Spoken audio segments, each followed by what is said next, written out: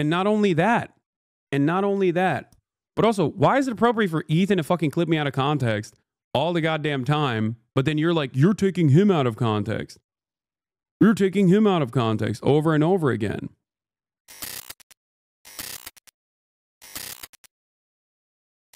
Someone said BadEmpanada also had a really good video about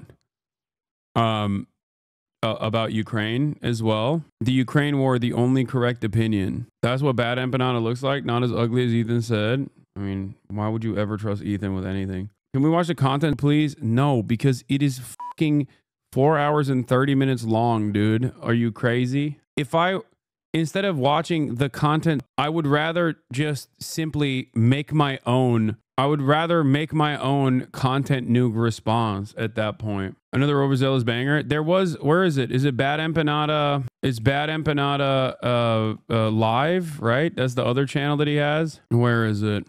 Where he did a playlist, the nuke playlist in there that you guys wanted me to watch yesterday that I was gonna watch. There's a big difference. You will E3 to watch BE. What does that mean? Yeah, he has 5-minute shorts. Let's look at this playlist. Ethan Klein spreads Saudi genocide propaganda content nuke destroyed. Oh, this was the one you guys wanted me to watch yesterday. So I just want to make some shorter clips here, going over some of the most egregious parts of Ethan Klein's supposed content nuke. And I'm going to start out here with Ethan Klein doing Saudi Arabian propaganda. So Ethan Klein, in his video, he was really desperate to sort of paint the Houthis in the worst light.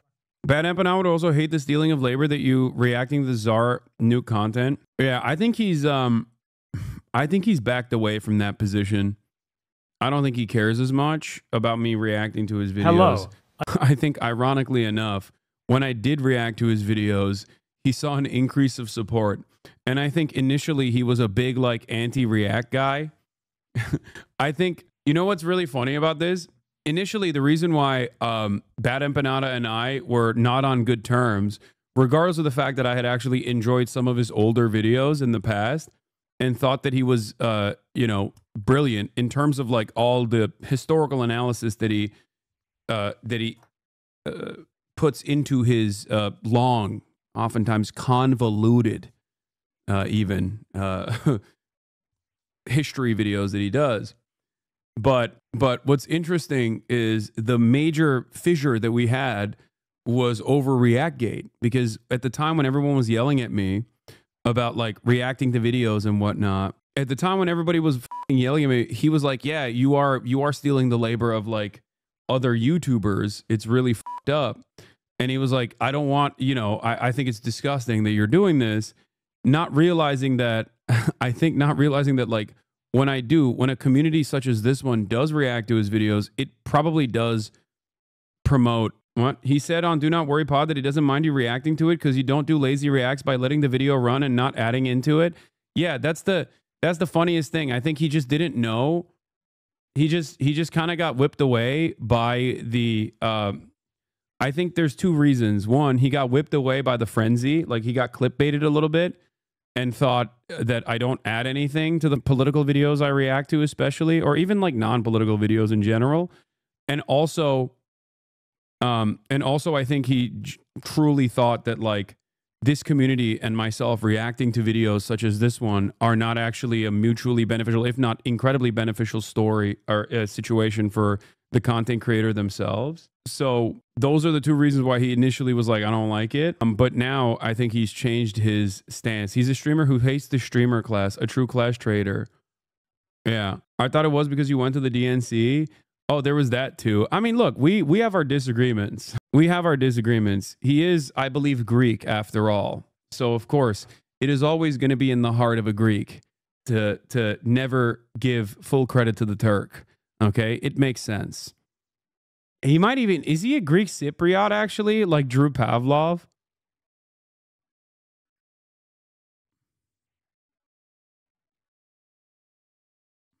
It is natural for there to be some fissure. It is natural for there to be, yeah, he's a, oh, he's going to hate you now. Yeah, he's a Greek Australian who now lives, who is a Greek Australian who now lives in Argentina. It is natural, considering what my people have done, both to Australians and also the Greeks. Much worse to the Greeks. The Australian one is, you know, kind of nobody's fault except for the British Empire. But so there is epigenetic trauma there. Okay, bro, you're not Ottoman. How dare you say such lies? I will ban you. He is a supporter of the Janissary program. He has a video on his YouTube channel. He is my Janissary. It makes sense. It makes sense for him to be as my Maoist third world is Janissary. As my strongest soldier. Yikes, bro. Stop. I'm fucking joking, man. Damn, shut the fuck up. Stop Hasan. He's gonna hate you. I'm not being serious. Is he a Nazi? No. He's gonna make a content nuke on you now. I would not be surprised if he did. No, I will maintain the position that BadEmpanada, especially on his main channel, it has phenomenal work in general. Like it is very good. He is very well read. He puts a lot of thought and effort into his content. And I think that, yeah, I think that he might be, I can't speak for his other social media footprint, but he is a very impressive content creator in terms of the work that he puts into his long YouTube videos. Like possible. And in doing so, he cited outright like Saudi propaganda they created to legitimize them massacring, maiming, and starving the people of Yemen in their decade-plus. He called you unintelligent in the content. Well, he can have his opinions. Long US-backed assault on the country. So if you don't know, the Saudi Arabians intervened in Yemen. A lot of the tweets people show are fake. He has a video about it. No, I'm not talking about the very obviously fake tweets, okay? Shut up. I'm not talking about the very obviously fake tweets, chat. I'm talking about the very obviously real ones, okay? He definitely goes a little too far when it, you know. Anyway, just against the Houthi-led anti-government rebellion, which started during the Arab Spring, and they have just been like wantonly bombing. Yet he still has defended you so much. No, one thing that you guys have to understand is if I said something that BadEmpanada truly disagreed with, or if I said something ahistoric, okay? If I said something that was incorrect, okay, in terms of historical analysis, he would fucking rip my asshole apart. The only difference is BadEmpanada does not defend me. He defends the truth. He understands that he understands what the history of Israel looks like. He sometimes even has more aggressive stances than I do, certainly, in terms of my commentary around Israel and Palestine.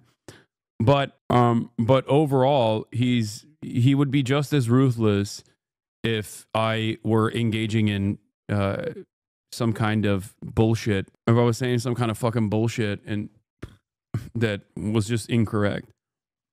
Yeah, he doesn't care about the drama necessarily, but I think he understands that drama causes people to watch stuff, and he cares more so about the history. The country the whole time. They have been blockading it, starving it. They have been responsible for the deaths of hundreds of thousands of people minimum. And all this time, they have been supported by the US and to a lesser extent by Israel. And Ethan Klein, in all of his wisdom, in his desperation to try and make the Houthis look horrible, he ended up just uncritically citing propaganda as well as misciting 10-year-old articles to claim that they reintroduced slavery. So I want to show you that. There are two articles in particular that he cited that are just directly Saudi state propaganda. It's ironic as well that throughout the supposed content nuke, he claims that Hasan Piker was being paid to make it by like the Houthis, you know, the government of... Wait, that's pretty funny. Okay, that's insane. I didn't know this. Ain't no fucking way. One of the poorest countries on the planet was funding me. Like USA, they got Houthi aid. Like what Houthi money, man? They got like one F-15, don't they? Or not even. They got like one fucking plane that they bust out for ceremonies. They got fiber, bro. You were poor. No, that's Hezbollah. Houthi does not have. The Houthis do not have fiber. No, not an F-15, an F-5. Sorry. Yeah, they got Yemen aid. One of the poorest countries in the world are apparently paying like a millionaire in Los Angeles to do propaganda for them, which doesn't really square when you consider the reason to suspect Ethan Klein of being paid to do that for the Saudi government, given that the Saudis are well known for doing precisely that. Things like sports washing, paying celebrities to like go to their country and like talk about how great it is and stuff like that. Like The Rock does that, for example. Cristiano Ronaldo does that. I think even Lionel Messi does it. Plenty of celebrities who do that, who they pay to do that for them. And now we have Ethan Klein suddenly just citing like Saudi government made up propaganda which they use to like justify them massacring the Yemeni people over the last 10 years. So let me show you what I mean. The first direct Saudi propaganda that he cites, and he might have even cited more. I want to make clear here. I suspect that he cited more. I did not check literally every single headline, because his whole thing is that he flashes a headline on the screen for like a half a second, just like rapid fire 20 in a row, just hoping that no one actually looks them up. So let me show you. They've also set up landmines in agricultural spots, making the fields virtually worthless. Women have landmines in agricultural spots, making the fields virtually worthless. That's an interesting claim, isn't it? So let's check that out. So the headline here is Yemen army removes 300,000 Houthi landmines in liberated areas. Now, you can immediately tell that, like, a lot of this stuff that that Human Rights Watch and many other NGOs talk about in fucking Yemen, and especially the like even stuff like slavery and all these other things that are happening in terms of like Yemeni domestic affairs. If you don't have an understanding of what it looks like to be, Hasan just got caught in 4K. Wait, what? You laughed at dead kids. There's no way Hasan is watching this lunatic, Lamafayao. You laughed at dead kids. Yeah. I'm sorry, chatters. I can't keep responding to your hallucinations. Okay. In any case, what I was saying is when we talk about like what happens in the countries, like Iran is a great example of this, because it's a nation state that is like developed outside of the sphere of Western influence after the Iranian Revolution. And a big part of this, like a big part of the fundamentalist approach that they have, is directly born out of American and Western intervention. You know what I mean? This is one of the major issues when you this is one of the major issues when you look at countries that have just been ravaged by war. Okay? When you look at countries that have been absolutely eviscerated, ravaged by war, and the ways in which their governments are trying to rebuild, and oftentimes are rebuilt directly by some of the more fundamentalist elements, it happens as a direct consequence of their material realities. So we judge it as though, the fucking country that has been under a man-made blockade with Western forces and Western weapons by Saudi Arabia and the UAE is we judge them on the metrics of America, basically. Like, why won't the average Yemeni have the same exact attitude as like an American living in New York City? Why won't the average why won't the Yemeni government be able to fucking behave in the same way that like my local administrators behave? Compared to Hasan, dude is 34 and tries to speak and dress like a Zoomer. What is oh, okay. We got the stands in here, I think. I don't think I try to dress like a Zoomer at all. I just dress the way I dress. But like, am I a terrorist who is an Islamist fundamentalist, or am I trying to dress like a Zoomer? Because stands basically hold these two things in the same to the same severity. You know what I mean? Like, you kind of betray like the major points that you're making. It's also funny whenever Ethan Klein fans say, I dress like a Zoomer, like I dress bad. Come on, dude. Like, how are you gonna throw rocks from glass houses like that? That's crazy. They came for your tabbies today? Yes. Ethan spent a good 30 minutes going over your outfit and how a socialist shouldn't dress nice, but then called your style whack. Yeah, it also kind of doesn't make sense. Let's continue. Something weird here, because it's like citing the Yemen army saying this, and the Yemen army is the Saudi-backed deeply unpopular Yemeni government that basically the entire country rebelled against. So that's already a bit weird, right? It also doesn't say anything about agricultural areas. So let's check out the actual article. So looking at the article itself, it doesn't actually say anything at all regarding agricultural areas and making the land useless. Ethan literally he made that up completely. It's not even here in this article, which, to be clear, is Saudi propaganda. So this article does nothing but cite the Yemeni government itself, who obviously are just going to say bad things about the Houthis or their opponents. And it's from April 2018, which is at the height of the Saudi genocide in Yemen. Basically, this is genocide-enabling propaganda, particularly when you look up what Arab News is. Let's look up this outlet. Who is Arab News? Arab News is an English-language newspaper published in Saudi Arabia, and it is owned by Turki bin Salman Al Saud, the brother of the ruling crown prince of Saudi Arabia, Mohammed bin Salman. The newspaper promotes the Saudi government. This is Ethan Klein's source. I assume Ethan Klein is talking about me because his foot soldier stands are in here going, Empanada isn't reliable. Empanada isn't reliable. Please turn off this video right now. Stop platforming this guy. Stop. Hey, maybe you guys will actually fucking understand a normal, maybe even by pure accident, you might be able to learn a thing or two by watching a fucking YouTuber who unironically knows the fuck they're talking about as opposed to Ethan Klein. Okay?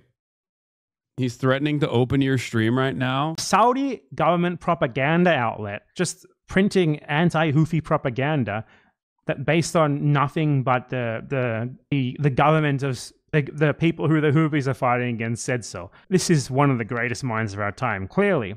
But don't worry, there's more to this, there's worse. Ethan Klein claims that the Houthis brought back slavery. Check this part out. Oh, I almost forgot the most fun one. They brought back slavery.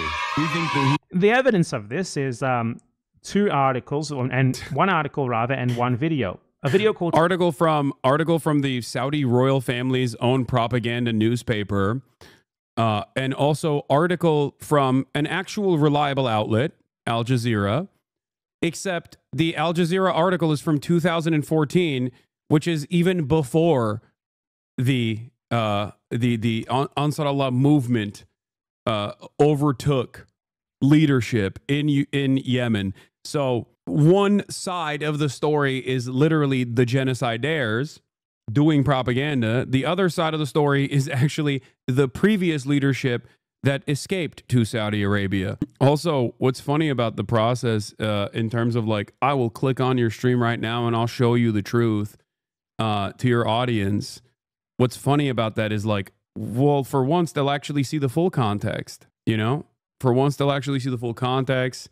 Maybe recognize that seeing me in 2-second to 10-second clips is probably not going to help them arrive at the appropriate conclusion. And also simultaneously, the only way to make sure that there aren't things that are clipped out of context would be to talk to me face to face instead of just watching me on a 30-second delay on your stream. I assume that he's already clicked away considering that I'm watching BadEmpanada.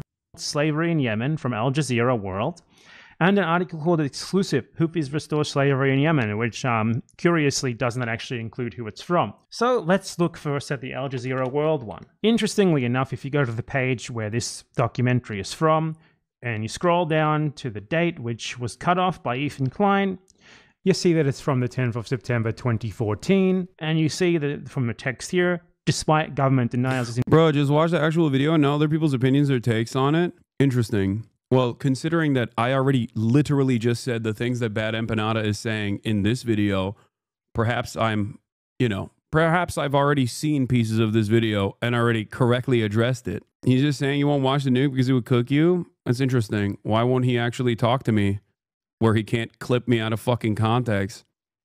Is he too afraid?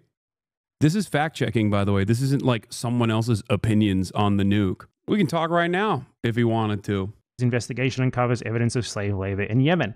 Now, we might ask the question, who was the government of Yemen in 2014? Was it the Houthis? I even said I would watch the nuke with him, side by side. I already know what clips he used in the nuke. Because ironically enough, if Ethan Klein's fan base wanted to know a lot of the context behind the clips on the content puke, they could simply go to a video on my YouTube page that came out months before the content puke actually came out.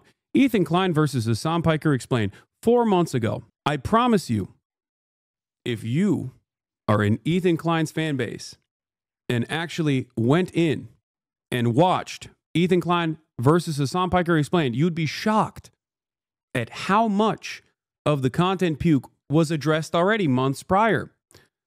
So if Ethan wanted to understand the context behind a lot of the clips that he'd used, if he was actually spending months and months and months on end doing research, he could have accidentally arrived at this video where he could have basically figured out what the actual background was. But I don't think he's interested. I don't think he's interested in the context behind the clips that he used. I think he just wanted to do Hasbara. That's it.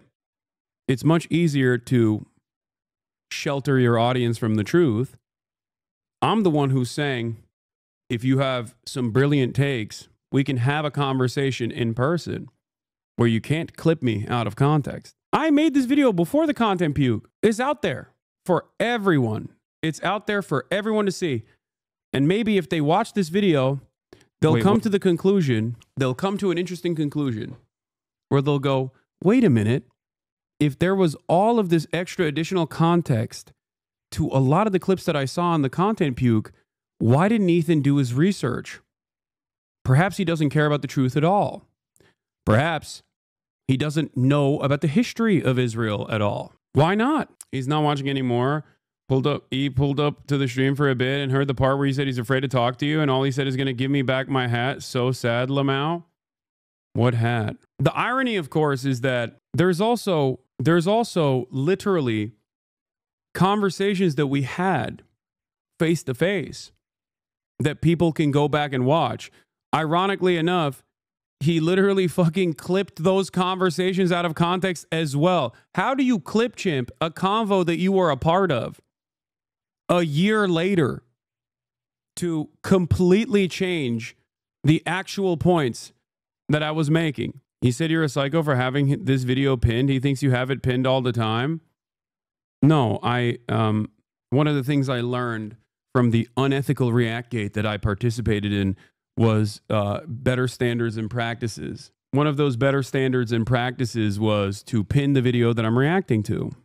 No, it was the I don't understand. He wanted my attention for the longest time, and I gave him a crumb of it back, and now he's saying he doesn't want my attention. I'm confused. Like, it doesn't make any sense.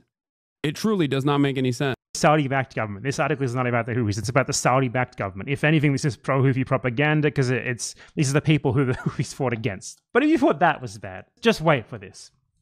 Exclusive. Houthis restore slavery in Yemen. So this is an article by Arshak Al-Awsat. Exclusive. Houthis restore slavery in Yemen. Modern slavery is prevalent in Yemeni regions under the control of Iran-backed Houthi militias. Sources close to the group told us that civilians have been forced into slavery by the Houthis. The Houthis are working tirelessly to restore slavery in Yemen. Several local reports have confirmed this. Yemeni activists have revealed this. They told us. A civilian who works for a pro-Houthi leader told us that he has been a slave for years without pay. And then experts confirmed that the Houthis have been forcing civilians into slavery. Wow, those are some really great sources. It's someone told us, we swear we didn't make this up. Someone told us, we swear we didn't make this up. Someone told us, we swear we didn't make this up. Like 5 times over.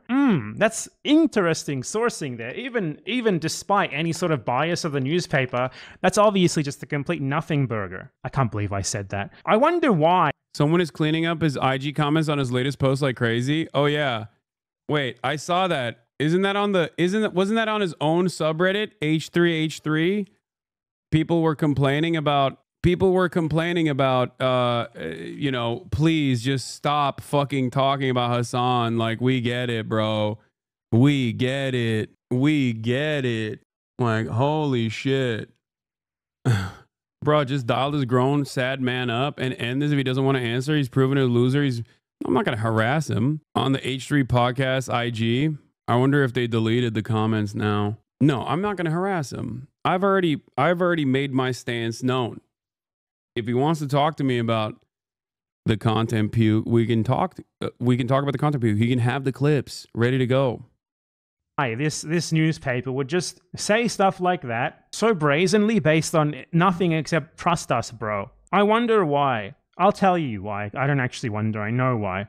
Because this newspaper, Arshak Al-Awsat, was founded with the approval of the Saudi. Okay, I covered all this yesterday. I don't know why you guys wanted me to watch this video. Like, I literally covered all of this yesterday. I did this exact same investigation yesterday by basically going through these steps, piece by piece. Arshak Al-Awsat. I mean, I guess there's more people in here. Probably more Ethan Klein fans in here as well. Maybe they'll actually see the truth as well. Even though then I'd have to basically explain to them like that the Saudi coalition forces with American weapons did a man-made blockade after the previous very unpopular Yemeni leadership escaped to Saudi Arabia. Saudi Arabia and the UAE basically created a man-made famine in Yemen and killed a shit ton of people. I don't know if you guys knew that or not, if we were in here. The other one we wanted you to watch was about the Jewish expulsion from Arab countries. It's like number 8 or so. Yeah, that's the other thing that I also talked about extensively as well. The comparison between Plan Dalit and the Nakba to forcible Jewish expulsions from other Arab nations who are not Palestinian, by the way, is ridiculous. The fact that he had the audacity to say that 1 million Jews were forcibly expelled from surrounding Arab regions as though it was the same as the ethnic cleansing that the Palestinians experienced during the Nakba from 1947 all the way to 1949, with untold amounts of planned violence. Like that is truly, he's playing videos of you explaining the context part and just stopped on it. Yeah, I don't think he wants to see the truth. I don't think he wants to understand the truth because once again, those are fucking random. Those are different Arab countries, okay? Even if they all militarily were trying to expel their Jewish populations, okay? And I'm not saying that there wasn't harassment and people escaping these countries, okay, due to pan-Arabic nationalism, but also beyond that, the actions of Israel against the Palestinian population that created unimaginable backlash, as Jews often suffer around the world when Israel does violent actions that they masquerade as doing so for Judaism. Okay? But the notion that this is even remotely comparable to the military actions of Zionist brigades, early Zionist brigades, is insane. Okay? There is no way to look at that. There is literally no way to look at that other than just pure Hasbara. That's why I pointed out that this is either pure stupidity and Ethan does not know the real history. Okay? Like, if he's calling me anti-Semitic for saying that the Israeli government also participated in collaborating and in some instances applying pressure from European countries, or rather directly blowing up synagogues in Iraq, for example, then he's not calling me anti-Semitic. He's calling Avi Shlaim anti-Semitic, for example. Okay? Except for Hasan viewers, every action that Hamas does can be justified because of the apartheid. No. This is completely incorrect. Okay? It's completely incorrect. And the only reason why you're saying that is because you're trying to cope, but you unfortunately are not clever enough to come up with a better Hasbara talking point. You're attacking a straw man that you made up in your mind. My argument is never that everything that Hamas is infallible and everything that Hamas does is good. That has never been my argument at all.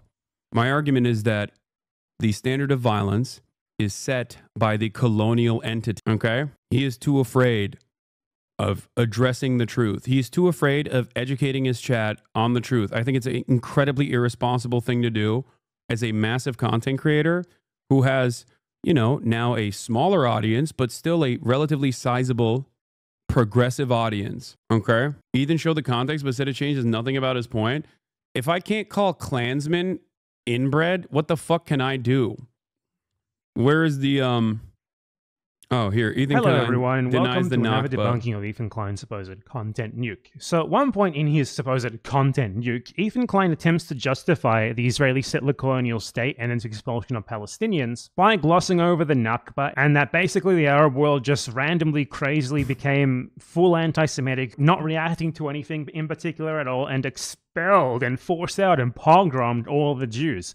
And we're going to go over all of the examples that he uses here to justify this claim. So firstly, let's watch him gloss over the Nakba here. To think that Jews as an ethnic minority in Israel would not be safe? After all, Israel is a... You're getting his arguments wrong. Watch the video. I mean, I watched bits and pieces of the video at this point. Like, the inbred argument is completely wrong. One must ask the question, how did Ethan Klein do so much research and get this so unimaginably wrong? One must question to Ethan Klein himself directly, why did he, after getting it wrong, refuse to learn the true context of the situation? I've tweeted about this. I've used this as an obvious example of Ethan clipping me out of context. Why did it take 4 attempts for Ethan to even see the rest of the context and then still continue saying, no, it doesn't matter. I think you're still anti-Semitic. And not only that, but also, why is it appropriate for Ethan to fucking clip me out of context all the goddamn time, but then you're like, you're taking him out of context. You're taking him out of context over and over again. Okay? If I am losing some of this context and nuance because I'm looking at clips, I think the best solution here would be to have a direct face-to-face conversation instead of him clicking on my stream and trying to find clippable moments from my stream. That's all I'm stating. A country of refugees. If the Jews didn't come from... It's so funny. Does he think he's a refugee or Ethan Klein are a refugee? You guys aren't refugees. You make refugees. Palestinians are refugees because of you. Get it. I think another gross part of this was him saying that him using me saying that rapes happening on October 7 does not change the dynamic for me one bit, and that this does not justify genocide. Him consistently using that over and over again in a malicious way, I think is completely inappropriate.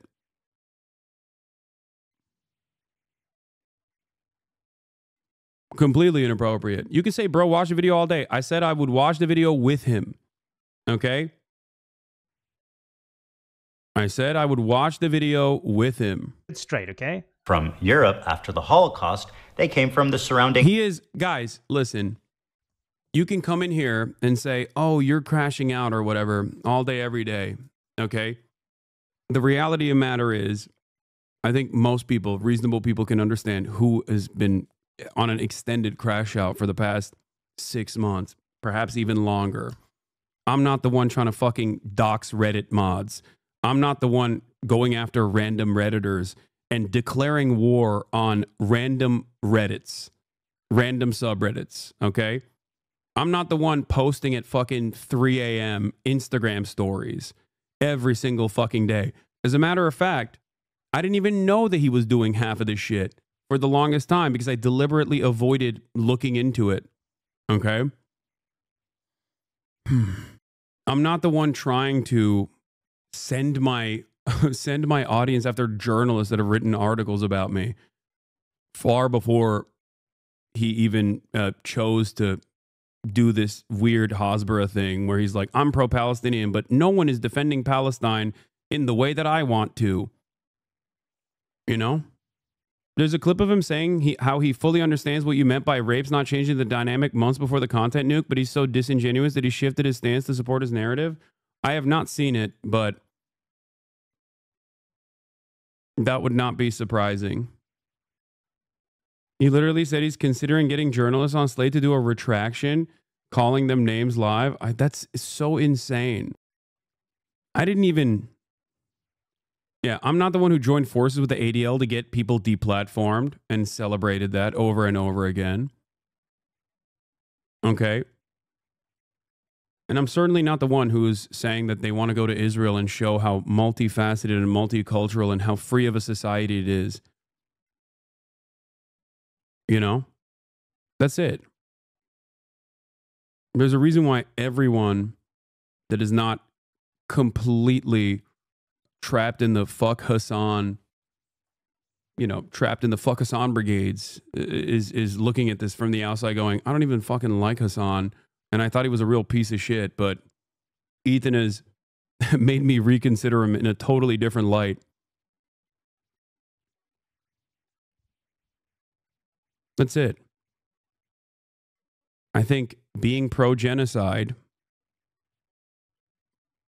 kind of hurts your soul a little bit. What was the final straw that made you respond to this stuff? When I saw wait, what? Ethan Klein? Get the injury special at McDonald's now. Let's break it down. Ethan, wait.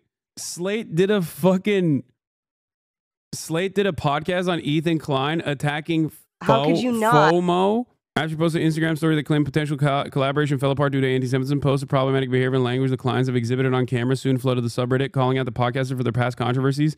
Since then, Ethan has used this platform to threaten multiple subreddits, seemingly gearing up to come after FOMO. I still don't know how to say the fucking subreddit. What's actually crazy about this is that Asmongold exists, yet he chooses to focus his small d energy towards you. Yes, because it's literally purely about personal vendetta. That's it. FOMO. The Klein's battle against FOMO begs the question, can you sue a subreddit for defamation? And should snark pages prepare public figures to fight back?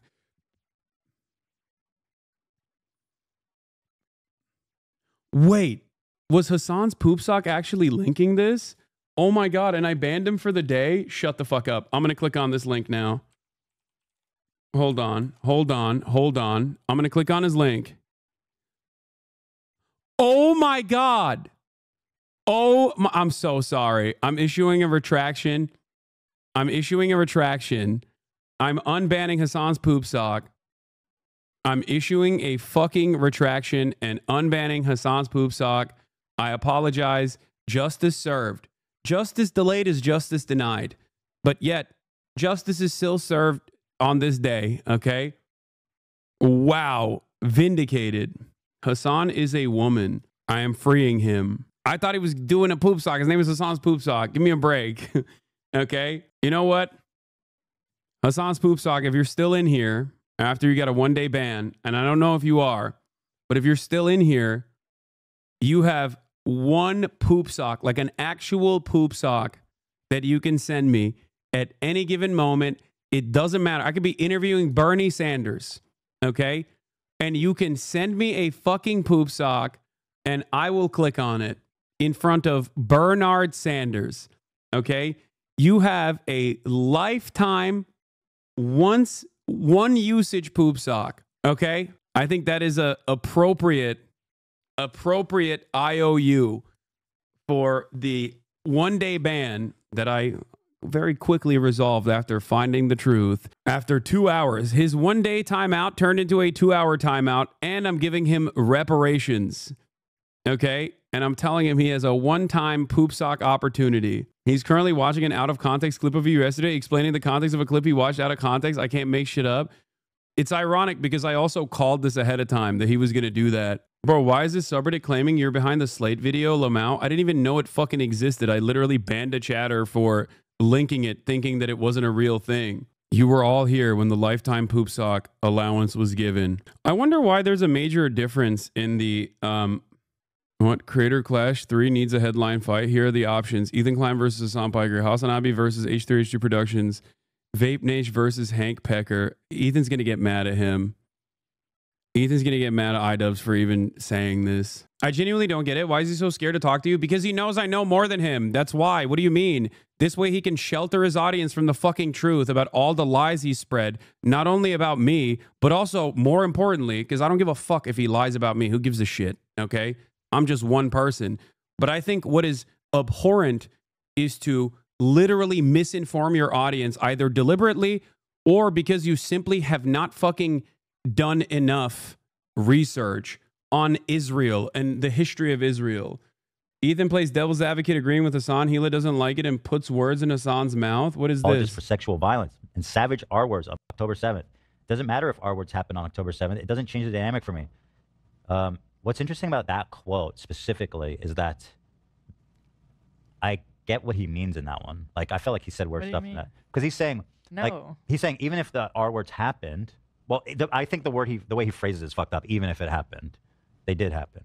Yes. But he's saying, even if they did happen, it wouldn't change the calculus for him, which I understand what he's saying. But I guess the way he's saying it is, horrific. Even if it didn't happen, is fucked up. Yeah, because I was debating a person who was saying, why do you not deny that sexual assaults have happened? That's interesting. Hasan's poop sock, not only did you get untimed out because you were correct, but you also got a lifetime poop sock opportunity. Stop pretending there's even an iota of chance it's not deliberate. His rhetoric is extremely careful and shut up out of the Ruth Wise playbook on how to do Hasbara.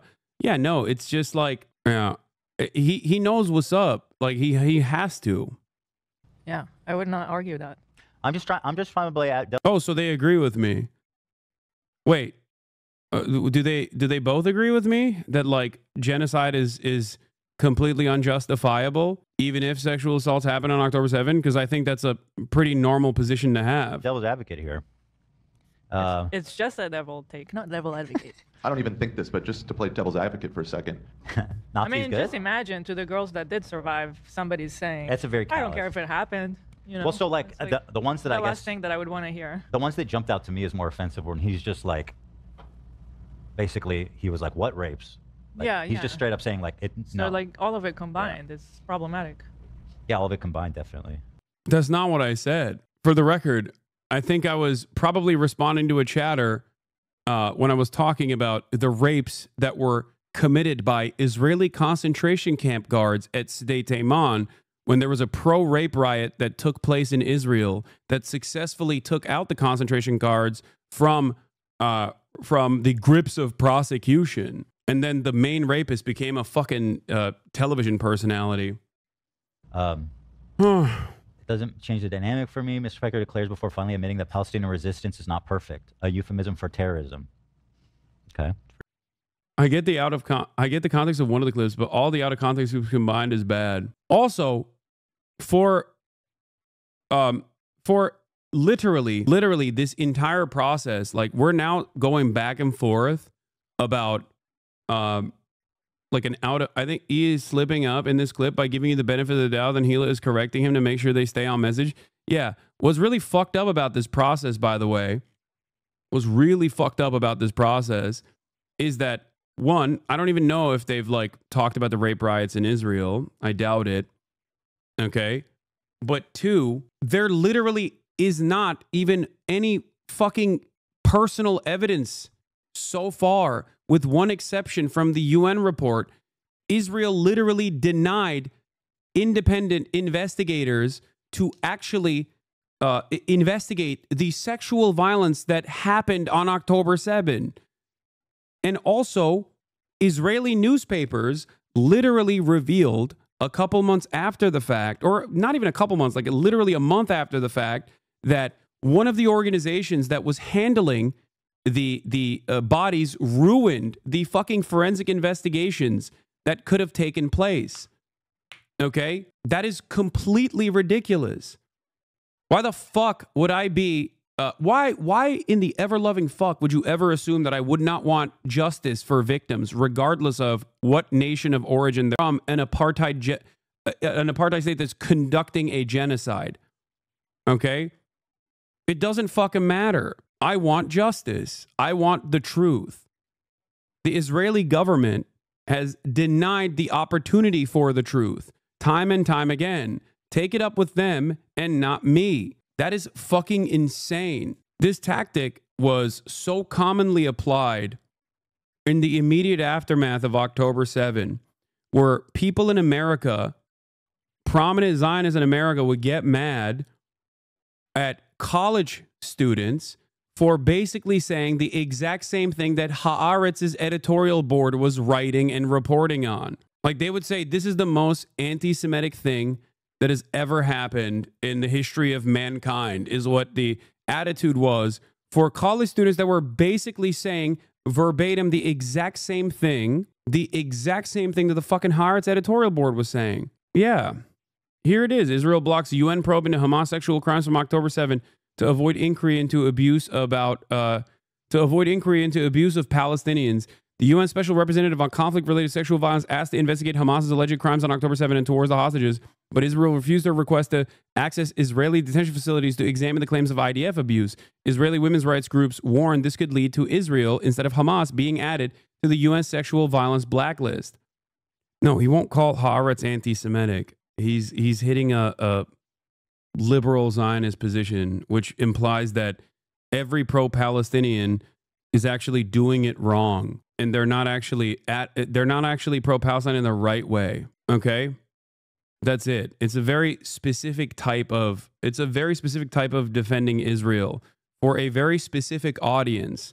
That's how you try to capture the attention of progressives, because you can't just outright fucking pull a Michael Rappaport and be like, oh yeah, I'm gonna, fuck every Palestinian, they should all die. If you say that, your audience is gonna be like, what the fuck are you saying? You're a monster.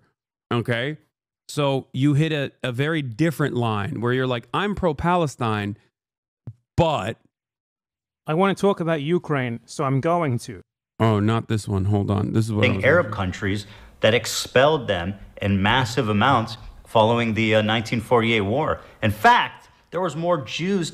Was it his original argument that you yourself weren't anti-Semitic, but your audience was anti-Semitic and you were harboring anti-Semites? What happened to that?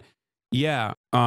What happened to that is he just fucking went balls to the wall and started being like, no, I'm pro-Palestine, but Hasan is really anti-Semitic, because who gives a fuck? You know what I mean? Who gives a fuck? His audience is not going to double check it. His audience is not going to be like, wait a minute, this guy that you had a fucking podcast with, who literally has spent the past 10 years fighting anti-Semitism online to such a degree that you and him had the exact same neo-Nazi enemies who, still hate me seemingly more than they hate Ethan, which is what's so crazy. Like, I think what ended up happening here is like I'm not saying he's pivoting to the right, okay? Because that's what a lot of people's suspicions were, that Ethan is like pivoting to the right. But I think he got back into good graces of a lot of fucking bottom-feeding drama slop tubers by attacking someone that they hate more than even Ethan Klein, Again, goes into what I was saying with clip farming. Everyone desensitizes each other, so when you hear heinous shit, you don't feel bad for it. That's what it is. Displaced than Palestinians during the Nakba. So the Nakba for him was just a war, like this long-planned expulsion of Palestinians, which the Arab intervention was explicitly a reaction to. So how is it a nation of refugees when it declared its independence and its own dominion over land that it had taken from Palestinians, when these people weren't even there yet, obviously? And then watch this. 1 million Jews. All of these surrounding Arab countries had cities in huge number, hundreds of thousands. Now, if you look at them, you're looking at close to, if not literally, 0 Jews left in these countries. Just to give you an Now let's go over his examples of this, okay? Let's go over his justifications for this, and let's see how much this lines up with his narrative of expulsion. Idea. Here's a visual representation of the Jewish refugees after 1948. Morocco had 265,000 Jews. Now it has 2,000. Okay, so Morocco at this time was not self-ruling. It was still a French colonial possession. What happened in Morocco is that the Jewish Agency, which was one of the leading organizations advocating for forming a colonial state in Palestine and trying to further such ends, struck an agreement with the French governor of Morocco to force Moroccan Jews to immigrate. So what this was Israelis working in tandem with the French colonial power to force the Jews out of Morocco. Morocco did not expel them. Israel sent ships there specifically to pick these people up. Israel was an active participant in this expulsion. And the reason why they did this is obviously because it's to Israel's advantage. If Jews are forced out of other places, they want it to happen. Yep. That's why they actively participated in doing it here. Because a Jew elsewhere is not useful to Israel, but a Jew who moves to Israel is. His next example. Algeria had 140,000. Now it has about 50. Algeria. What happened in Algeria? Well, Algeria was also a French colony.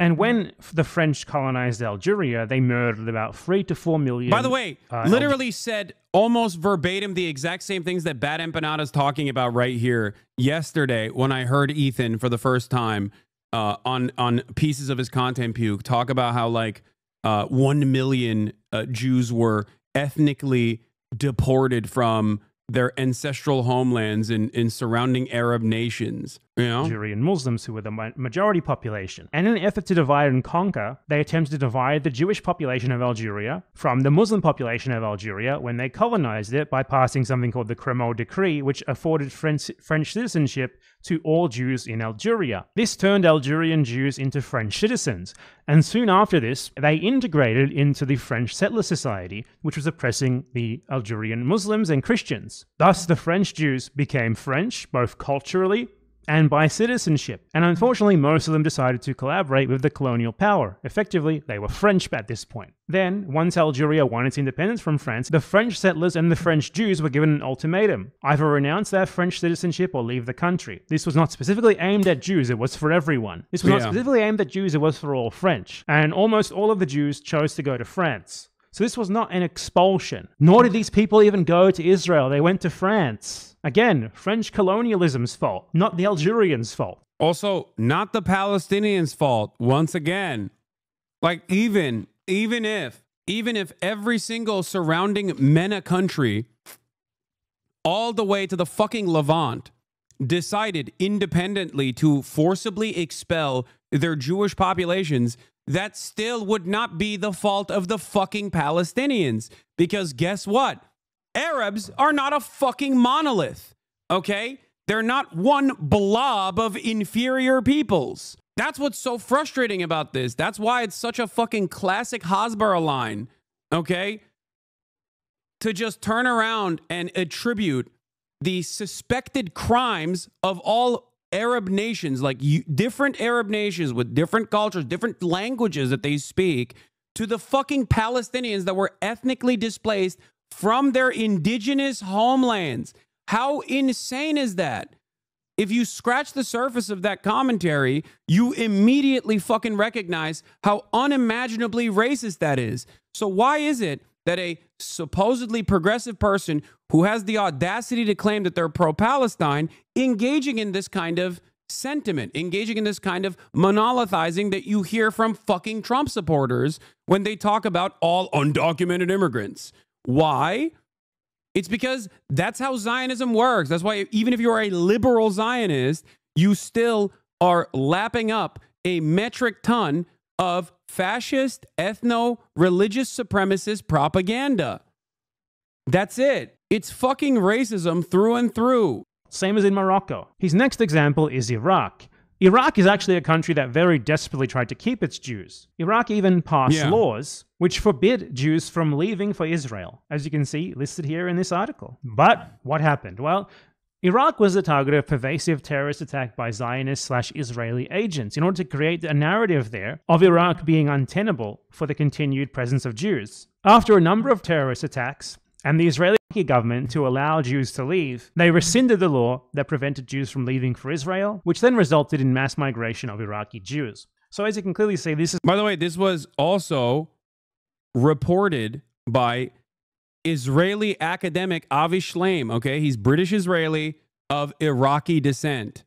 Avi Shlaim extensively wrote about this, okay? Once again, if you are a responsible, supposedly progressive, supposedly pro-Palestinian content creator in the way that Ethan Klein claims he is, he should have done at least a little bit of fucking reading on the matter instead of going to a person who has done the reading on this matter and falsely smearing him with accusations of anti-Semitism at a time when anti-Semitism is fucking exploding. That's what's so crazy about this. Like, you're attacking the wrong person, okay?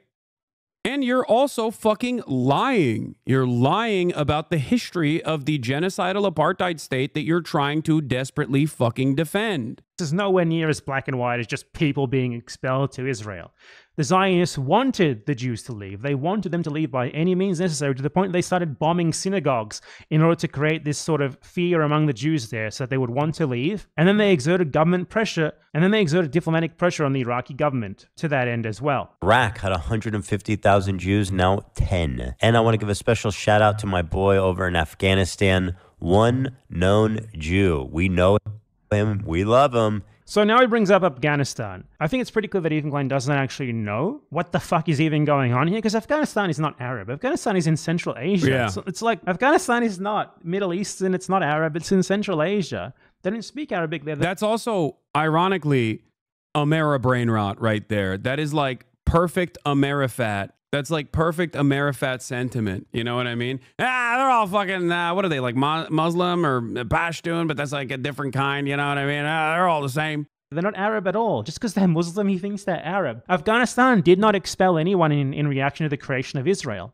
Nothing like that happened. It was essentially neutral during the whole thing. No one there. I just tuned in and he said, you didn't think the Holocaust, you think the Holocaust didn't happen?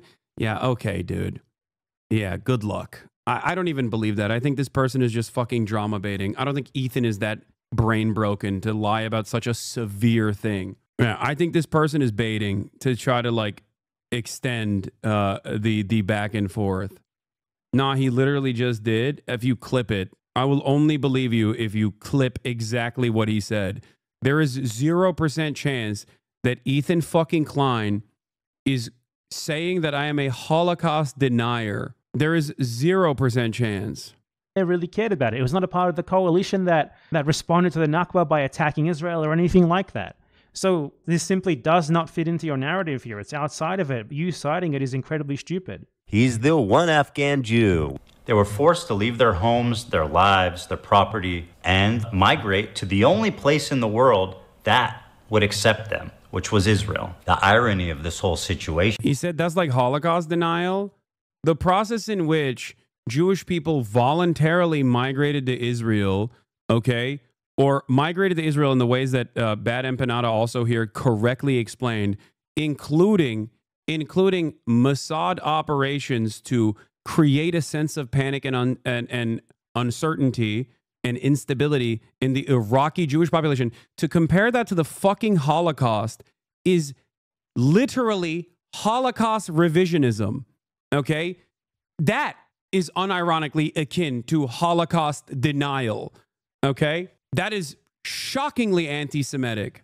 Is that after the 1948 war, when Israel won. He keeps calling Israel. Yeah, the Nakba, the 1948 war, that's another telltale sign that you're just also doing pro-Israeli propaganda. Like, you can't just call the Nakba as a pro-Palestine person. Okay, as a pro-Palestine person, calling the Nakba, which was the ethnic displacement of 750,000 Palestinians from their indigenous land after untold amounts of violence and atrocities, including the ones in Deir Yassin, okay, very famously, horrifying shit that the Zionist brigades did initially, okay? Calling that the 1948 war is straight up a fucking dog whistle. Okay? It's also interesting because if it was a war, why the fuck did the Israeli Zionist brigades, after the Israeli state was developed, why the fuck did they not let the Palestinian civilians back to their villages? Why did they famously fucking shoot and kill Palestinians that tried to go back to their villages? Why can Ethan Klein, an American man born in, I think, California, if I'm not mistaken, go and visit Israel, but the people that were fucking displaced from their ancestral homelands cannot visit Israel and don't have that freedom? We have American congresspersons that are Palestinian that don't have the same freedom of fucking travel that Ethan Klein, let alone the fucking West Bank. How do people not understand that this is a fucking completely unacceptable situation? Lena's birthday. By the way, let's not forget that Hasan just straight up lied about Jews not being massively fucking expelled from Arab countries. Like, what? What? That's like Holocaust denial. I don't deny the Nakba. I fucking fully acknowledge the realness and the fucked upness and the terribleness of it, you know? And why'd you keep calling it 1948 war then in your content puke? He just goes back and forth on his position. Sometimes he calls it a genocide. Other times he calls it not a genocide. Sometimes he calls it an apartheid. Other times he doesn't know. Sometimes he understands what I mean when I say that sexual assaults happening, the likelihood of sexual assaults happening does not change the dynamic of doing a genocide upon the entire Palestinian population. Then months later, he forgets that he understood the context and then puts that in his video over and over again saying, oh, he's a rape denier. He's a rape denier. You know, Me Too means Jews too. That kind of fucking Hasbara bullshit. Okay. Just the trauma of that incident. But Hasan is basically like the Holocaust didn't happen. I mean, it's a million Jews being expelled from. Please tell me someone in this, please tell me a singular person in the background, in the production side was like, hey, Ethan, I think you're engaging in Holocaust revisionism by comparing what you are claiming is the forcible expulsion of 1 million Jews from surrounding territories into Israel to the fucking literal Holocaust. Expelling and genociding Palestinians to steal its country from them. Just a war that they won. Won the war to declare its independence. The Arab countries got super anti-Semitic against their own Jewish citizenry that had nothing to do with Israel. And that had nothing to do with Israel. I very much just showed you that a lot of it had a whole lot to do with Israel, obviously. Obviously, if you genocide an entire Arab population and do so while screaming, we're doing this for Jews, we're doing this for Jews, we're doing this for Jews, some people are going to take you at their word. But still, that's not even what happened in the majority of these cases, as I just went over. His Algeria example was just completely misconstrued. The Jews of Algeria, in their majority, went to France, and it had nothing to do with anti-Semitism, everything to do with, you know, them not wanting to let the French colonizers keep living in their country after they kicked them out. Morocco, again, carried out by the French colonial occupiers with the enthusiastic collaboration and lobbying and pushing of the Israelis. Iraq. Correct the record of what he said originally. He said 1 million Jews were expelled during the Nakba, and he specifically made that comparison that it was more than the Palestinians expelled during the Nakba. Exactly. That's the other side of this.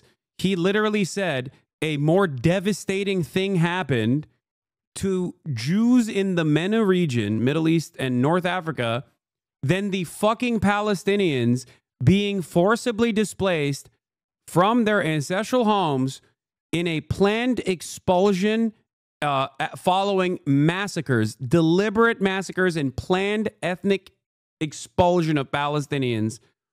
Okay? This was not Hamas. This was not Hezbollah. These were Palestinian villagers.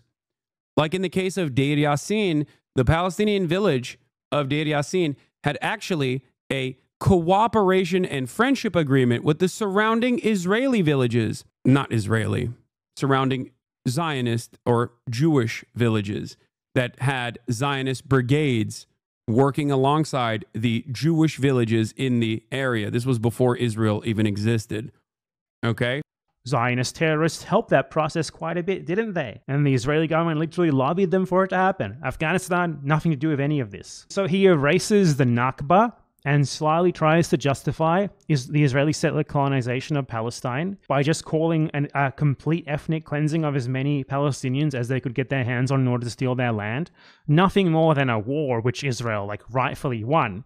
And then he tries to justify this land being colonized by saying that, well, the people who came were refugees, all of them were just randomly expelled, when in literally all of the examples that he chose, in only one of them was anyone actually even remotely expelled as a result of that, which was Iraq. And that was only after massive Zionist pressure, both diplomatic and literal terrorist attacks being carried out in synagogues. Ethan Klein is basically attempting to justify settler colonialism by reframing the colonizers who came there and stole Palestinian land and homes as victims themselves, which, I don't know, in his logic seems to justify it, which not only wouldn't justify it in the first place, but which also just isn't true. So yeah, just another one of Ethan Klein's many ridiculous lies. Oh, and apart from all of that, I'd just like to note as well, this is something very important that most people don't know. But in 1975, there was a joint a joint declaration from the governments of Morocco, Yemen, Libya, Sudan, Iraq, and Egypt that any Jew who had left post-Israeli independence...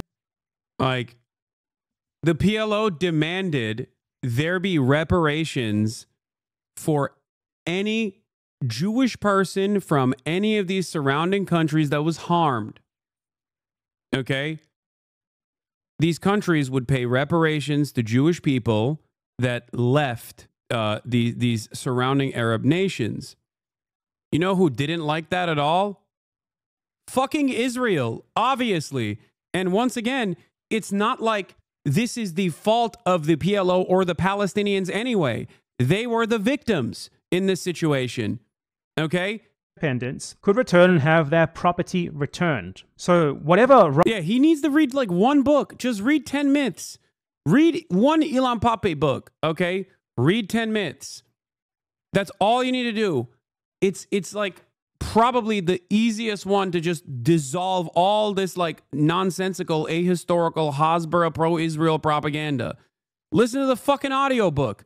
Watch one Ilan Pape video discussing the history of Israel. Wrong happened to them here. The countries in question were willing to right this wrong. But Israel wouldn't even let them take them up on this offer if they wanted, because the whole reason why Ethan Klein and other Zionists mention this talking point is not honestly. It's because they just use it to weaponize against the Palestinian right of return, because the Palestinians actually want to return to their homes. The Israelis don't. The Israelis live in grandpa's home in Iraq or whatever. They stole a Palestinian's house and land a long time ago. They're living large at the expense of the Palestinians. So them even bringing this up is total bullshit because, one, it was not simple expulsions, as Ethan Klein likes to claim.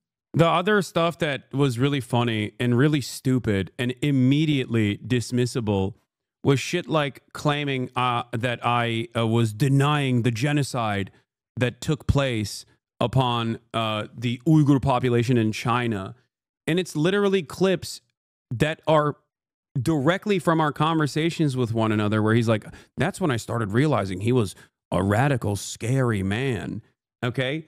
And then he fucking falsely claims that there is no article that I was talking about literally in that conversation. Of course that article fucking exists.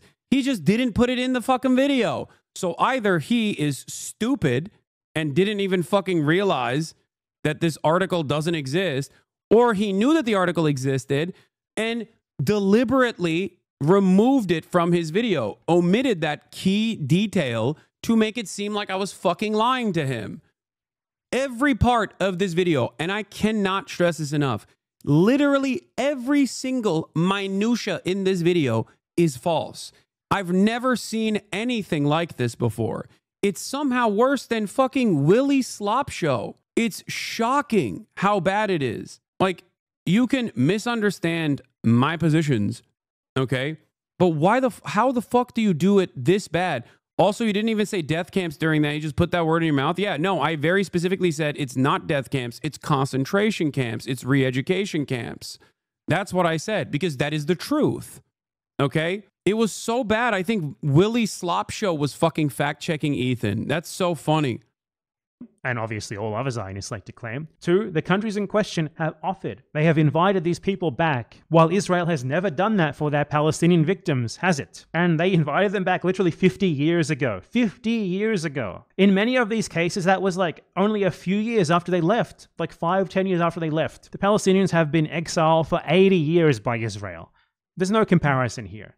Israel has never made any such offer like this. In fact, Israel has never even acknowledged Palestinian ownership of a single stolen plot of land or a house or anything like that. So yeah, there's no equivalence here regardless of how much Ethan Klein and other dishonest Zionists like himself want them to be. Just another one of Ethan Klein's disgusting lies in his pathetic content puke. What else does he have in here?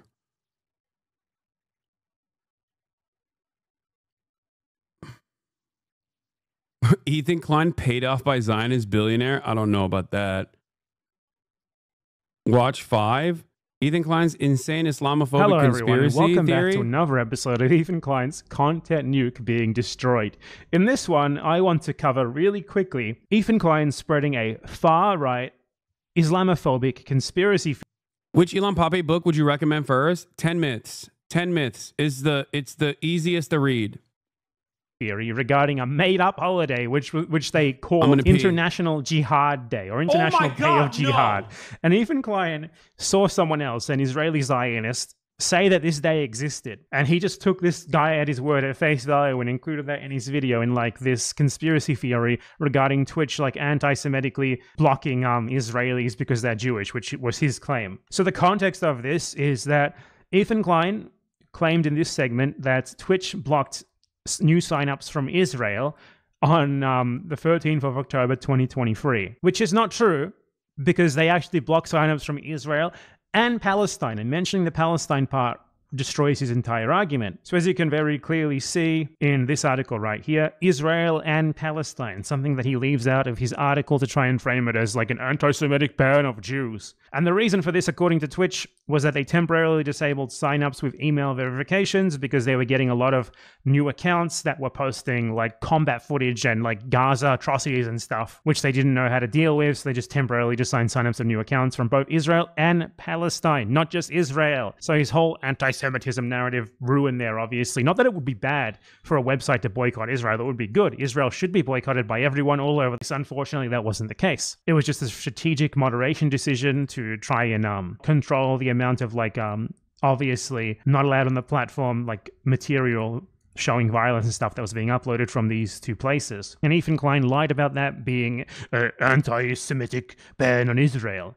But aside from that, he literally claimed that this ban happened because, I shit you not, according to him. Yeah, this part is also crazy because like this part is also crazy because straight up, okay, all of the stuff that he did that I didn't even fucking address in terms of like coming after every pro-Palestinian person, linking alongside, linking up with like the ADL and also Sex Pestiny and his Brigadier General Dan Diddy G Saltman, okay, to say that like, to literally go along with his lies, by the way. Like Dan Saltman straight up fucking lied to every news outlet and the thousands of emails that he sent saying that Twitch had fucking banned every Israeli account or some shit. Then they realized that they fucking lied to every goddamn person and they tried to be like, oh, all right, well, you know, oopsie, I guess it's fine. 60-year-old fucking weirdo too. Daniel Blake Saltman, who got millions from Sean Diddy Combs to make, what was it, Tiny Chat or whatever? Right, he was like, delete this part of the VOD. Yeah, Dan Saltman was trying to get Tom Cotton to pull me in front of Congress. Tom Cotton, these guys are liberals, by the way. Remember, they're liberals. He tried to get Tom Cotton to call me in front of fucking Congress to investigate the anti-Semitism of my chat. That's what he was trying to do. Can you imagine how fucking insane you have to be to on the one hand, claim that you're a fucking liberal, and then on the other hand, using a fucking fascist like Tom Cotton to investigate a petty beef that not you, but your sex pest daddy had with another content creator. That's what's so shocking. The well of depravity, dude. It is psychotic. Wonderful people Ethan aligned with here. Wonderful people Ethan Klein aligned with. Such a fantastic time. What a fucking, this is what I was talking about when I said like there's a literal fucking genocide going on, and that's what Ethan Klein was spending all of his time on whenever he addressed Israel or Palestine. He can cry behind his Instagram stories all day, every day. I'm here, I can talk to him in person. Like, this is why it's so funny. Look, you think about leaving your echo chamber anytime soon. You wrote that while I was in the process of saying, I'm willing to talk to Ethan Klein in person. He's the one who's avoiding me. Like, how funny. I don't think you know how words work. You know what I mean? I don't think you understand the language that I'm speaking. I don't have a sub-only chat. I don't have a members-only chat. I don't fucking ban paid members for having disagreements with me to this degree. The disagreements do exist, and I have banned paid members in the past. Some of those instances, ironically and very famously, have been plastered all over the internet to declare me the top transphobe. Okay, if you guys remember. Those paid members are still here. I don't fucking remove comments meticulously from every single one of my videos because They are showcasing my depravity for all to see. You won't talk to you on stream because you can't erase the last 30 seconds of your stream like he can with his.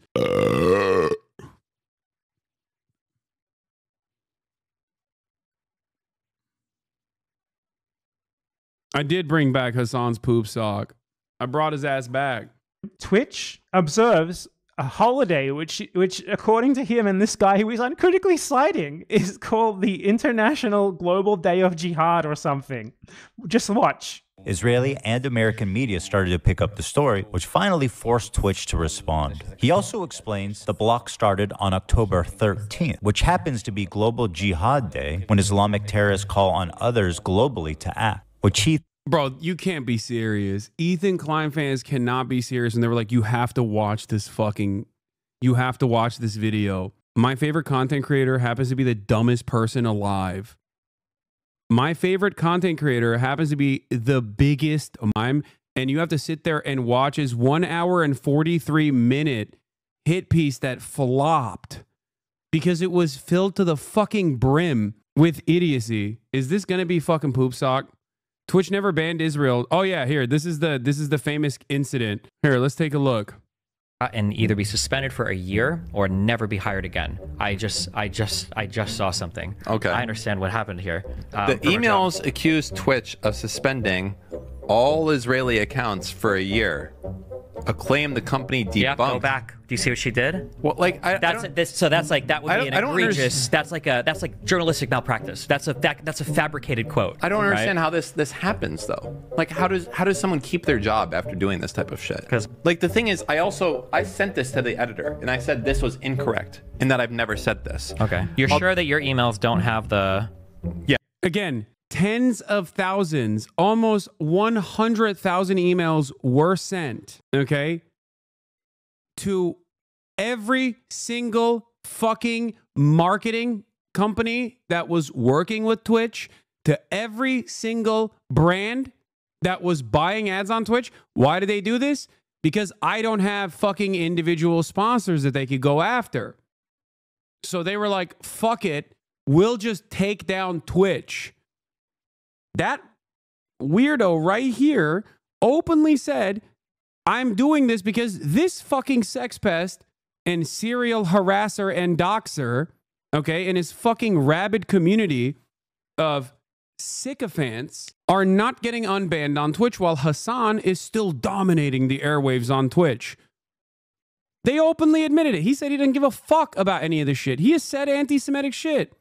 They both have said unimaginably anti-Semitic shit. They were just simply trying to apply pressure to Twitch so that Twitch would ban me before the election. That's it.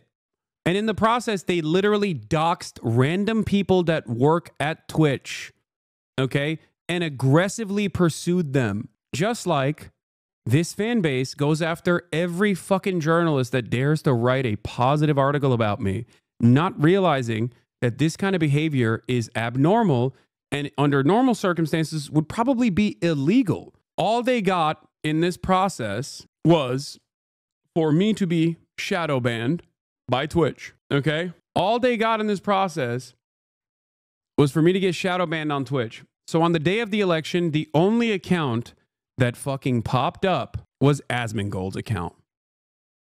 And even then, I still had 314,000 people watching live. As in 300,000 plus people either were already subscribed or were already watching and were already following. So I showed up on their fucking list, their follower list, or they directly put in twitch.tv/HasanAbi to arrive at my page. So they fucking failed even in that regard. And Ethan Klein was pursuing this. And he was pursuing this with all of the fucking lies that these two morons were spreading. Yes. You sure? Yes. You can go to the site and click the button. It's been the same. Why would I ever say that they suspended Israeli users? I know that's not true. No one would ever say that. That's false. I found you. I wasn't following you. No, I was literally not on the algorithm. I've never said this, and they're saying that I have said this. I did. Listen, I sent an email to the editor, and I said I demanded a retraction or a correction on it. If they don't, fuck it. I will sue them. Oh no, wait, hold on. Forget I delete this part of the VOD. Okay. Your fucking dumb email does say that. No way. Even more troubling, Twitch previously suspended all Israeli accounts for a year without public acknowledgement or explanation. All right, well, never mind then. All right, we'll just trim that part out of the VOD. Well, there it is. Even more troubling, Twitch previously suspended all his... They sent these out to every fucking advertiser. Twitch has every right, if they chose to do so, to sue the fuck out of these people. They actively brigaded using their Discord server, which the Bloomberg article that they're reading actually notes. Okay? They had to delete all of the Hasan posts from their subreddit for the time period because they were worried that their subreddit was going to get banned for also actively brigading and literally sending out botted fucking emails to every advertiser saying that I was the arch anti-Semite. They're already posting the socials of the Slate hosts on Reddit. Yeah, I don't think these guys understand. You cannot behave like a cyber terrorist like this, okay? Inevitably, you're going to piss off the wrong people. Why don't you sue? I'm a public person, okay? You guys are delusional. You don't understand how litigation in America, especially for slander and things like this, work. The standard is incredibly, unimaginably high for someone who is a public personality. Okay? Especially in America, because you also have to prove malicious, you have to prove malice as well. Which, ironically enough, these guys are so stupid because they were doing it in fucking broad daylight that they actually do have a case for defamation. They do have a case for defamation because they have actually openly admitted to malice on camera like 1 million fucking times. What is this? You spooked Ethan live? Let me just out of context would be to talk to me face to face instead of just watching me on a 30-second delay on your stream. Wait, that's what I'm... Wait. How does he know I'm watching already?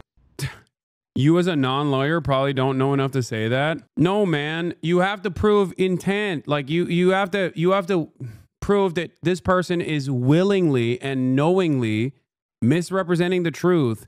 And then also on top of that, you have to show damages. It's a very complicated process. And the standards are unimaginably high for a public person. Okay? I'm not interested in engaging in litigation anyway. Like, I'm not going to fucking sit here and show like a direct... Try to compile exactly how I have been wronged and harmed. I don't give a fuck, especially because I just explained to you that, especially because I literally explained to you. Yeah, I know. Ethan literally said, I want Hasan to lose everything. That's malice. He went on to describe he wants you to lose, which is your career, money, and livelihood. Yeah. Also, I do think it's kind of loser shit. Destiny. Once again, 2 things I always say. Judge me by my enemies, and history will vindicate me, okay? I think a lot of these people end up fucking themselves over because all of that bad, toxic vibes, all of those awful fucking vibes inevitably end up crumbling the empire you've built for yourself. That's not what malice means in the law. It's an intentional wrongful act, not just I hate the guy. Hasan, why would someone want to hate someone this much? Is he mentally ill? I mean, I don't know what it is, but I do think that I genuinely have a way. I think I genuinely do have a way of making people fucking terrified, or I mean, making people completely unhinged. What is this? Ethan opens the Hasan stream, finds out he's fact checking, closes the stream. He actually talked to me, where he can't clip me out of fucking context. Bro, you are so pathetic. Is he too afraid? It's actually... This is fact checking, by the way. This isn't like someone else's opinions on the nuke. Whatever. So stupid. Oh, so stupid. Let's just move away. Oh, so stupid. I don't fact check, please. Yeah. God forbid you show in real time any number of different lies that you told to your audience about Israel's history. Okay. Not even just like me out of context or anything like that, but just lies you've told about Israel, Israeli history in general. Oh no. They might accidentally fucking learn something. They might accidentally learn the truth. Oh, how far the mighty have fallen from doing this to fucking Steven Crowder to basically becoming the Steven Crowder. Thinks is an odd coincidence. They were never. Global Jihad Day! Twitch banned all Jews in the world on Global Jihad Day!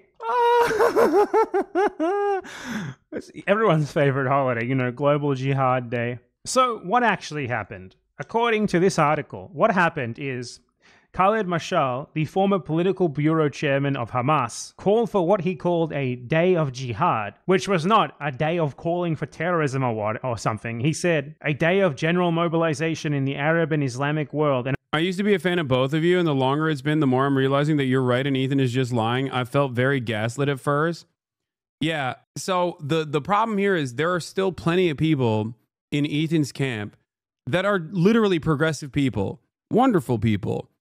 They're just completely duped by the very carefully crafted echo chamber that Ethan has cultivated in a way where he is basically presenting complete falsehoods, not only about myself, but more importantly about Israeli history. Okay? And I think the second part of that is significantly more important than just him being like, you're a fucking anti-Semite, blah, blah, blah. I've heard that a million times over. There are thousands of people out there who legitimately think I am the arch terrorist. Okay? There are thousands of people who, I mean, I've gotten fucking targeted by the ADL. They still target me. I've gotten targeted by Apex attack dog Richie Torres. Okay? That's not an issue. You're not that smart. Drugs Sanabi, you're not that smart, to be honest. Who? Name one. I like that you said you're not that smart, to be honest, and then immediately went, who? Name one, while I was in the process of telling you one institution that has, you know, some institutional legitimacy, the Apartheid Defense League, ADL, and also Richie Torres, who is an American Democratic Party congressperson. So I don't know if I'm the stupid one, because I call myself stupid all the time, but I feel like you might be a little bit stupider than me.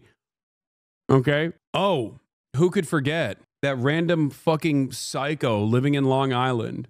My brother's an H3 fan and he doesn't like you. I don't think his politics are bad. I just think he's annoying. And even he knows something is up. Every time he talks about you, he knows something is missing in this conversation. At least a small part of it is that me, his sister, wouldn't be watching you if what Ethan said was true. One hawk using dirty words.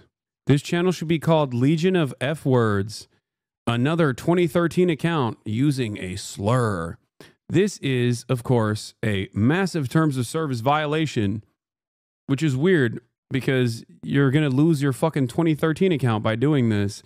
I unbanned you because I want you to explain yourself. Here, let me ban and unban again. Oh shit, hold on. And among the free people of the world, a day to rally support, off-raid, and participate actively. It is a day to demonstrate our love for Palestine, Jerusalem, and Al-Aqsa. He also appealed for donations to assist Gaza, which was currently experiencing an Israeli military incursion. Now, this was spun by far-right Zionist genocidal conspiracy theorists into being like a yearly holiday in which Global Jihad Day is celebrated and which like everyone does terrorist attacks to celebrate it or something. And this conspiracy theory took the words of someone calling for protests, pro-Palestine protests, and they spun that into being like a global day. Kaya was crying and clawing at the door because I think she needed to go out and poop. Day of jihad, a phrase that he did not use, and then this led to real life attacks and threats against Muslims, and then this led to this Zionist idiot who Ethan Klein just uncritically cites, claiming that there exists a global day of jihad that Twitch apparently. I can't believe he put Global Day of Jihad on there. That's crazy. Like that I didn't even know he did that. Observes, like a yearly holiday that Twitch apparently observes. He just repeats that uncritically. Like he just straight up repeats a far-right, made-up Islamophobic conspiracy theory totally uncritically. So, yeah, folks, Ethan Klein, everyone, he legitimately put forth the notion that the Twitch corporation, owned by the Amazon corporation, celebrates a global holiday called the Global Day of Jihad, and that them banning IPs from Israel and Palestine on this day was like their way of celebrating and participating in the Global Day of Jihad. This guy legitimately believes that no one can respond to him. He legitimately believes that he's like the smartest guy in the world, and like his opponents just can't possibly deal with his incredible arguments. Oh no, the F slur guy got his shit pushed. And that's the sort of thing that he says.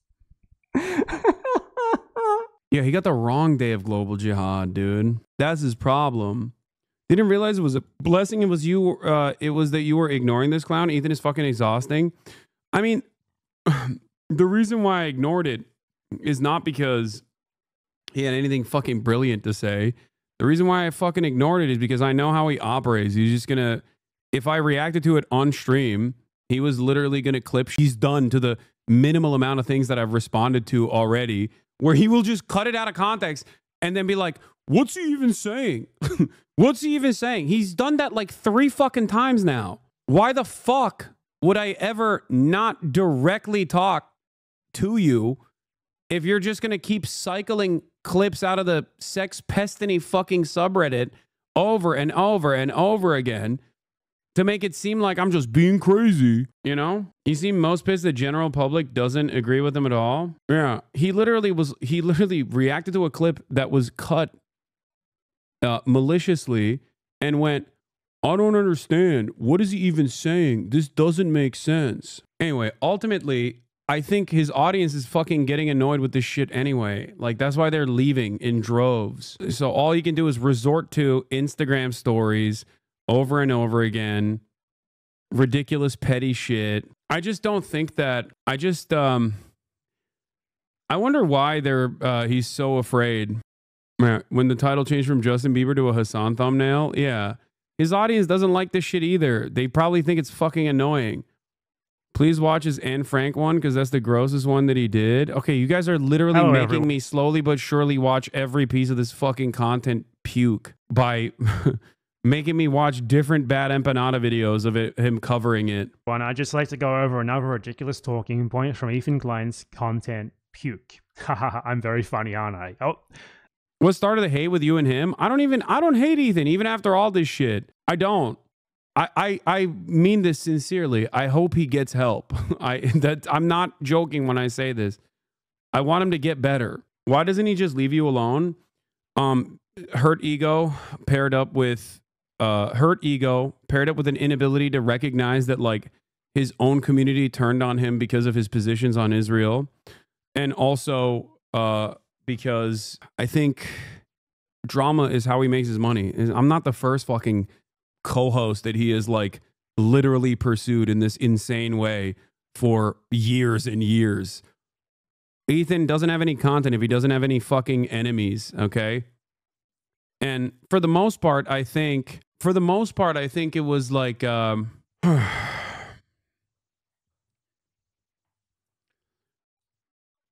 usually a lot of his villains in his universe were objectively bad people. You're also discrediting that his wife probably dislikes you more and is pushing him to do this. Yeah, I think that's part of the reason why people weren't like looking at this stuff in the same way. I don't think he's ever vilified a person that wasn't like a fucking Keemstar. You know what I mean? But it is kind of weird that this is not the first time this has happened. This is the second time this has happened where he's just like makes content out of just like people he's shitting on or people that he previously collaborated with. Thanks for warning us of a waste of an episode today will be. The show is not turning to shit despite these comments. Ethan has always stood up for what he believed on multiple accounts. Enough with the Hasan stuff, please. Completely unwatchable these days. Y'all, this shit is so boring. Please stop. I haven't watched in months because of this stuff. Jesus, man, move the fuck on. Like, live your life. Just do the podcast normally. Get better soon, Ethan. We are praying for you. As a former fan, I don't know, the podcast feels sad vibes lately. Man, I love the show. I haven't complained about content since I watched, but I skipped out on so many episodes lately because it's all Hasan. I missed the fun goofs and gaffs of the crew. Yeah, when I said he should go back to doing fucking goofs and gaffs, when I said he should go back to doing goofs and gaffs, I wasn't actually talking to diminish him. I wasn't talking to shit on him.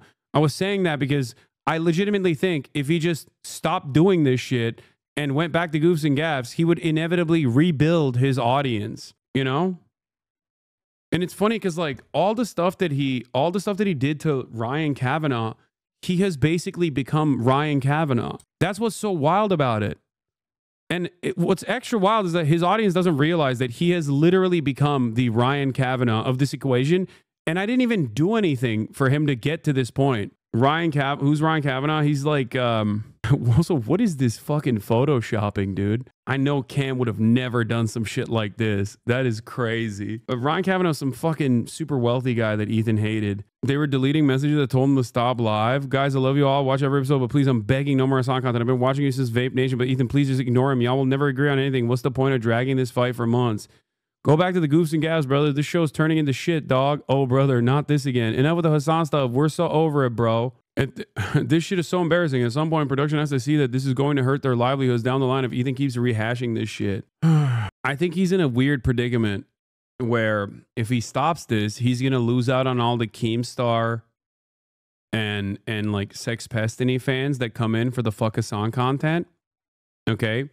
If he does anything else, because he's like already hemorrhaged a lot of his base of support, he's gonna experience even more loss.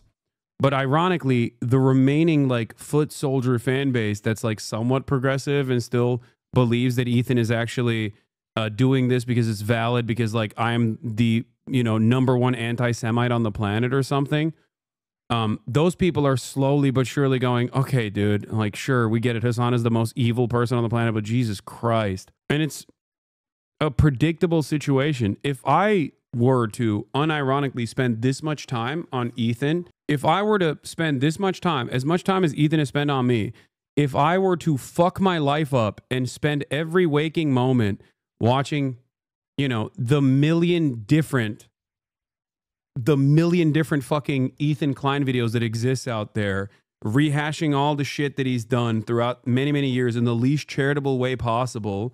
Yeah, initially, I think I would probably get a bunch of people who fucking despise him. There are a lot of them online. There are a lot of people who despise me online as well. They would come in to the audience. But if I were to repeat that over and over again for a fucking year, okay?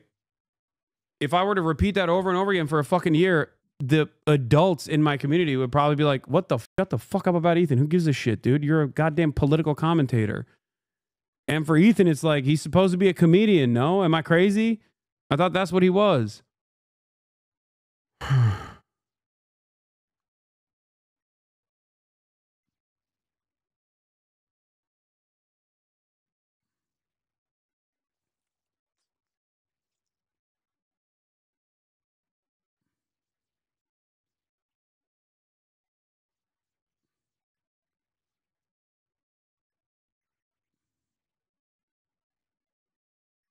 Anyway.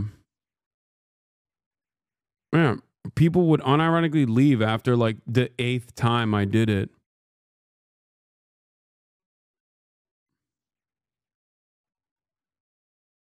Because like, where did the fucking goofs and gaffs go? Are you an activist? If you're an activist, what's your activism? What? Attacking a fucking progressive content creator when there's a sea of fascists out there hyper-focusing every waking moment on this dude because he correctly pointed out that Israel's an apartheid state and currently doing a fucking genocide? What an insane thing to try to maintain your position as a progressive, or even more laughably, as a as a pro-Palestinian content creator, and doing that this whole time.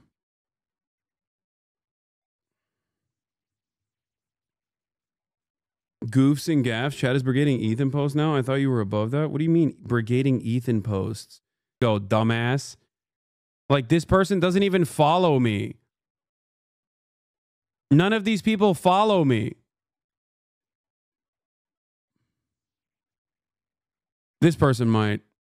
Nope. Doesn't follow me either. Ethan needs to let things go and just move on. Hasan, he wrote the double S, supported Ethan enough to co-host an entire show on Ethan's YouTube channel. Now they have a disagreement and Ethan is treating him like Keemstar. It just seems very disingenuous. Those are just his fans. Just like initially, I think Ethan pushed a lot of his fans into this community because they were like, what the fuck are you doing with this Israel shit? Like, the way that he was talking about Israel, was not meeting the standards that his progressive audience had.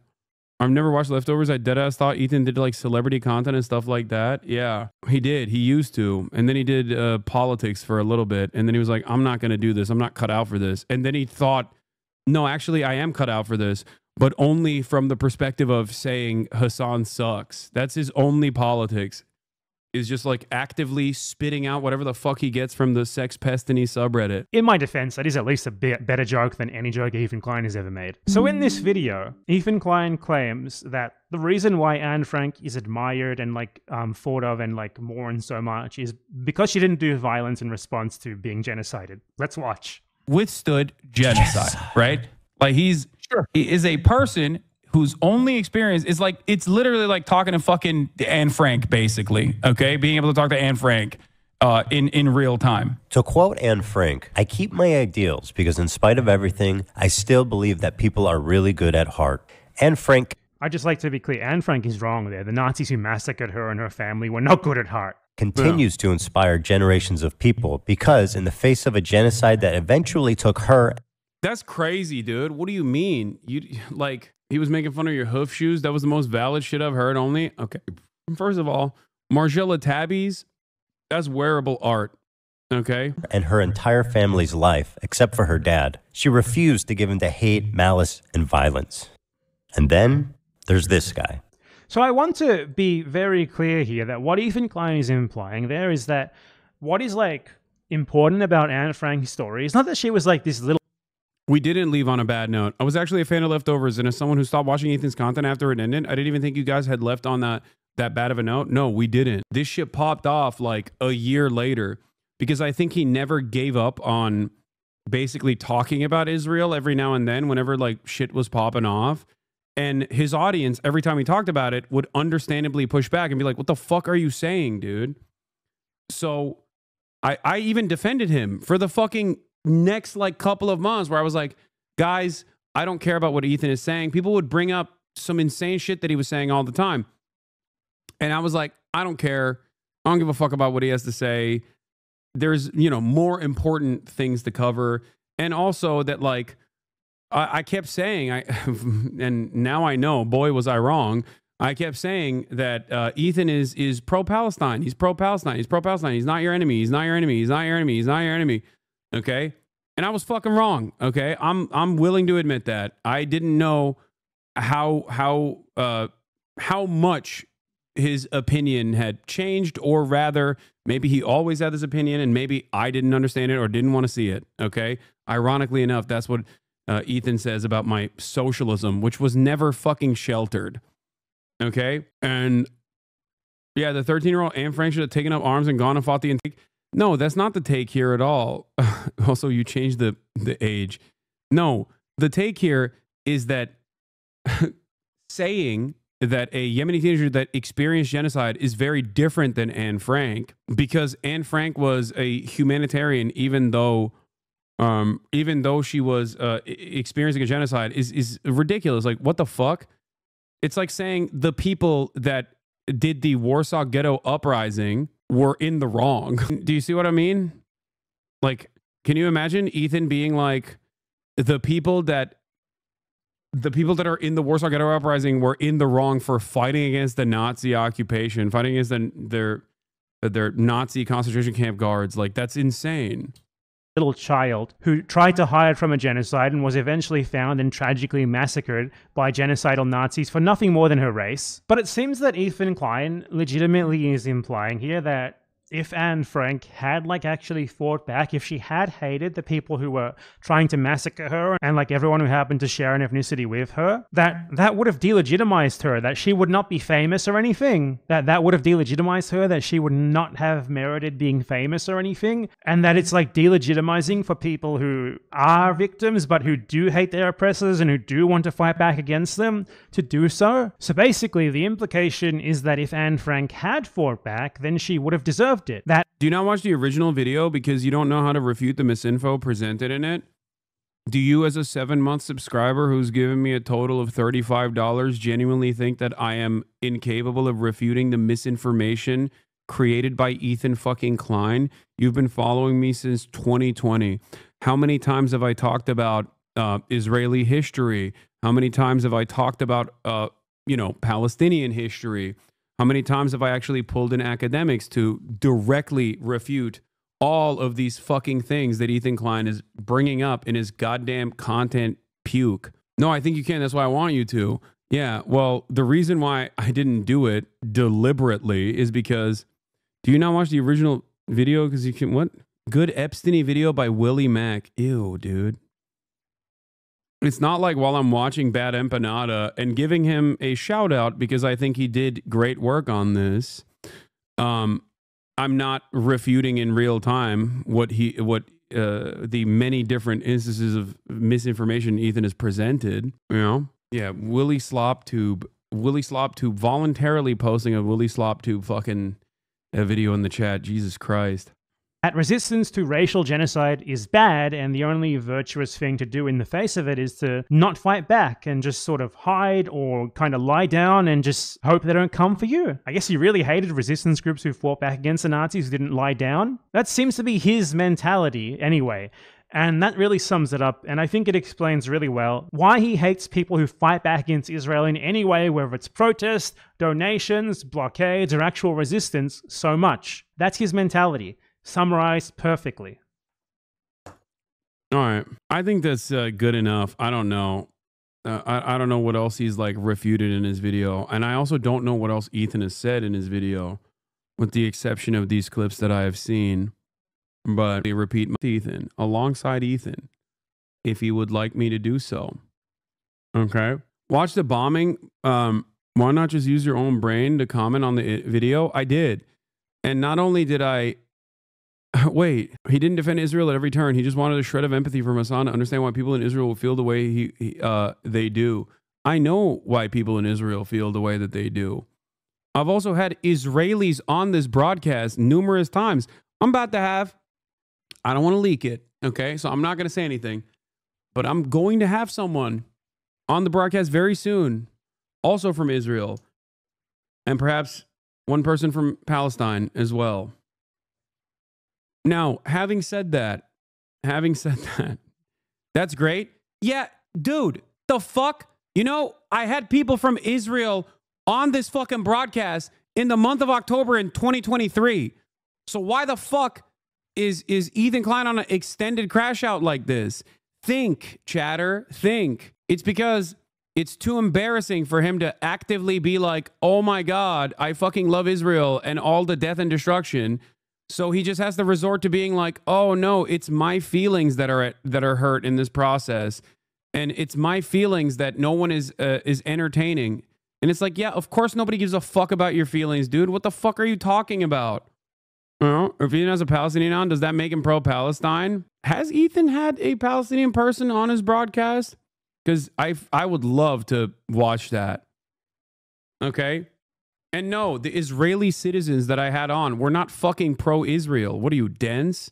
They were anti-Zionist themselves. I'm not pro-Israel. I'm anti-Israel. Hello? Israel is a fucking apartheid state. I'm not saying I'm pro-Israel. I am, however, saying that obviously people who are... What about sex pestiny? You can't be fucking serious, dude. Yeah, Ethan's gonna have son of Hamas on. He has talked to both sides. Yeah, you all... I like that you already know he's done sex crimes, okay? And you're still using him as a talking point here.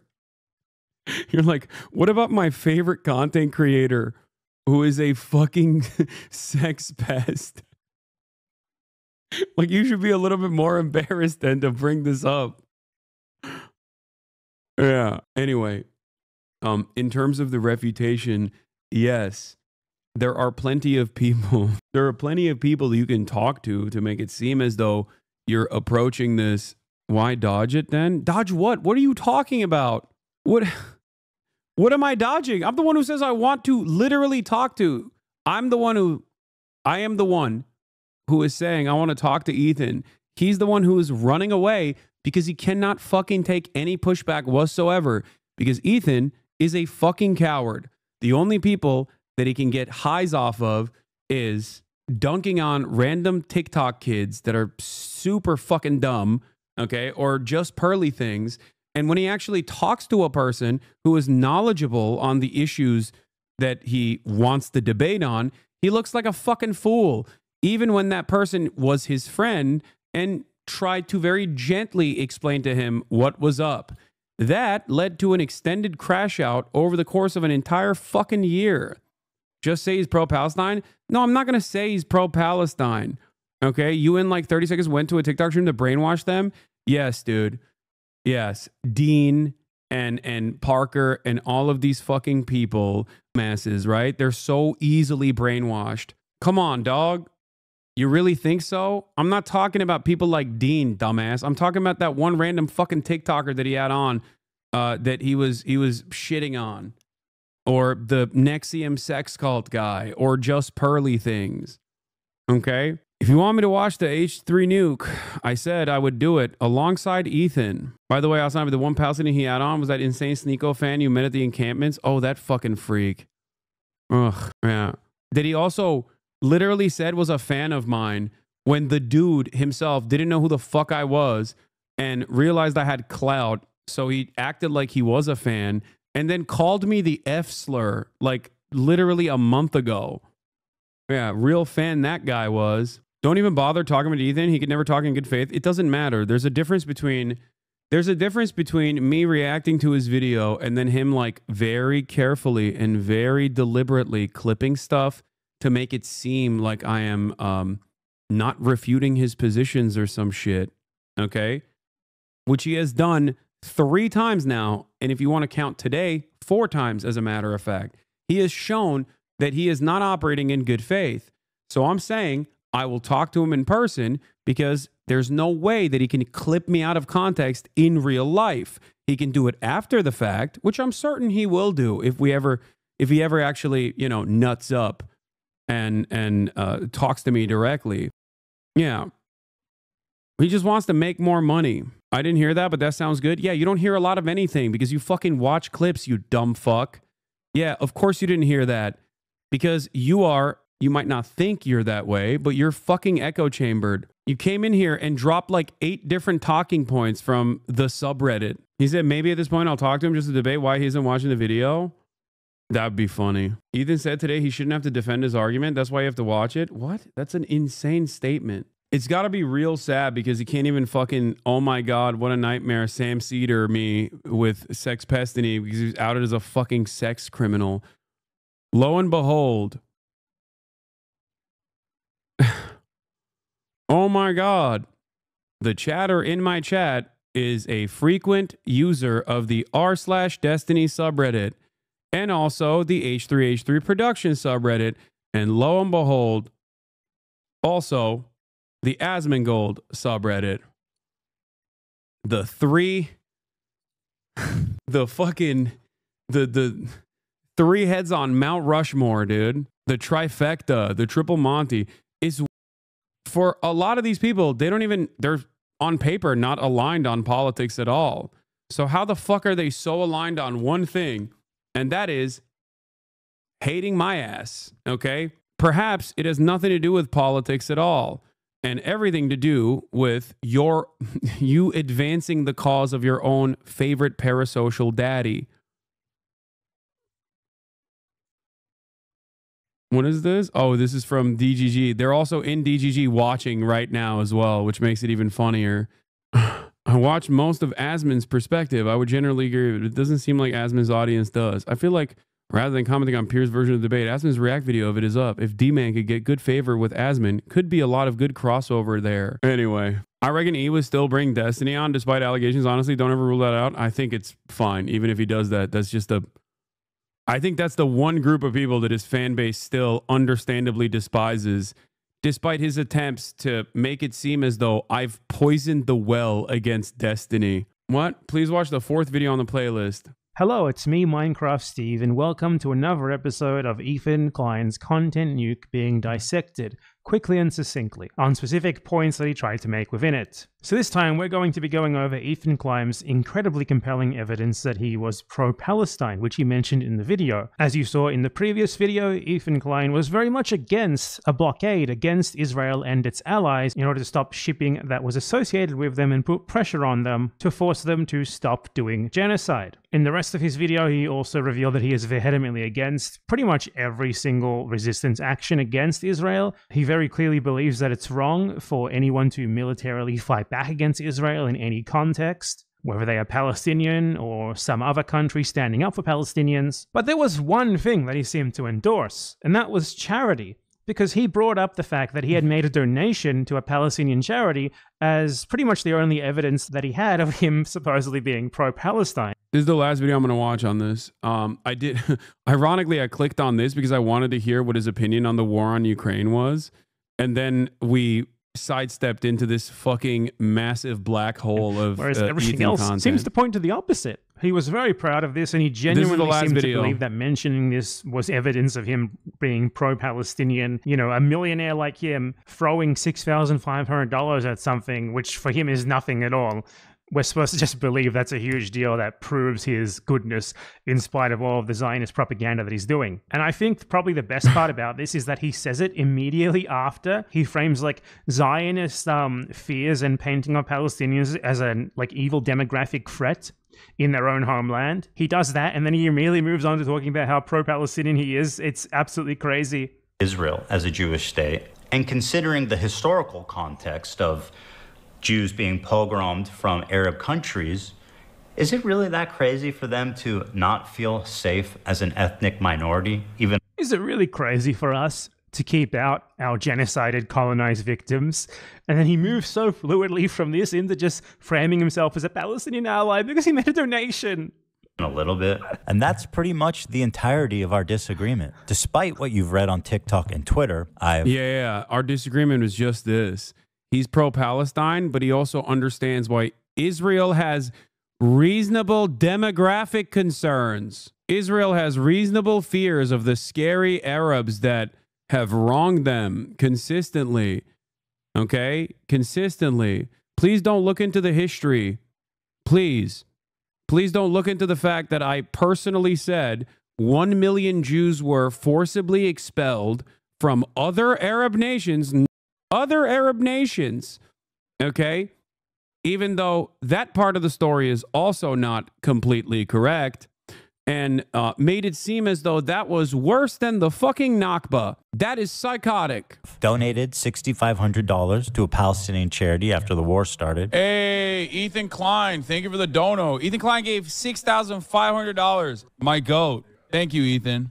Okay, he donated $6,500. So let's see what Ethan actually thinks about donations. Much bigger donations, in fact. That's Creators for Palestine raised $1.6 million. That's fantastic. Literally negligible. They've received billions of fucking dollars. It's a good thing. Has $1.6 million had an outcome on anything happening in Gaza? Absolutely fucking not. Has it helped people? Sure. Has it helped fucking the actual, like, movement? No. Like, what the fuck? Wait, what an insane director of Creators Palestine said this a few weeks ago to Ethan Klein. You are Creators misguided in every conceivable way. Get offline and seek help. You guys didn't do shit for Palestine. Me, on the other hand, I give $6,500. That's so funny, yeah. Where are all the chatters now who are like, why won't you say Ethan is pro-Palestinian? I don't know, because I don't want to fucking lie to my audience, dude. What the fuck? Raise money. That's good. That's the easiest fucking thing you can do is just give money, right? Good. Let's talk about real activism. Let's talk about enacting meaningful change. Total fucking failures. And to address your point. So $6,500 proves that he is a virtuous pro-Palestinian saint. $1.6 million, negligible, nothing, does nothing at all, totally useless to the movement. Don't forget he tweeted once too, very important. Yeah, also, he tweeted a lot more before he had to fucking shut off his Twitter account because he was tweeting about how, gay Iranian sex workers who are pro-Palestinian would be fucking murdered by Hamas. They would throw you off of a roof. Hamas would throw you off of a roof. I'm pro-Palestine. If you're asking, well, what is it that Ethan Klein thinks is actually useful to the movement? Yeah. Monetary support for Palestinian aid groups that are working on the ground, not real pro-Palestinian activism. Okay? Protesting on college campuses to divest from the apartheid state of Israel, not real pro-Palestinian activism. What is real pro-Palestinian activism? Saying Joe Biden is actually a great president after he was directly responsible for the ethnic cleansing of Palestinians, and then also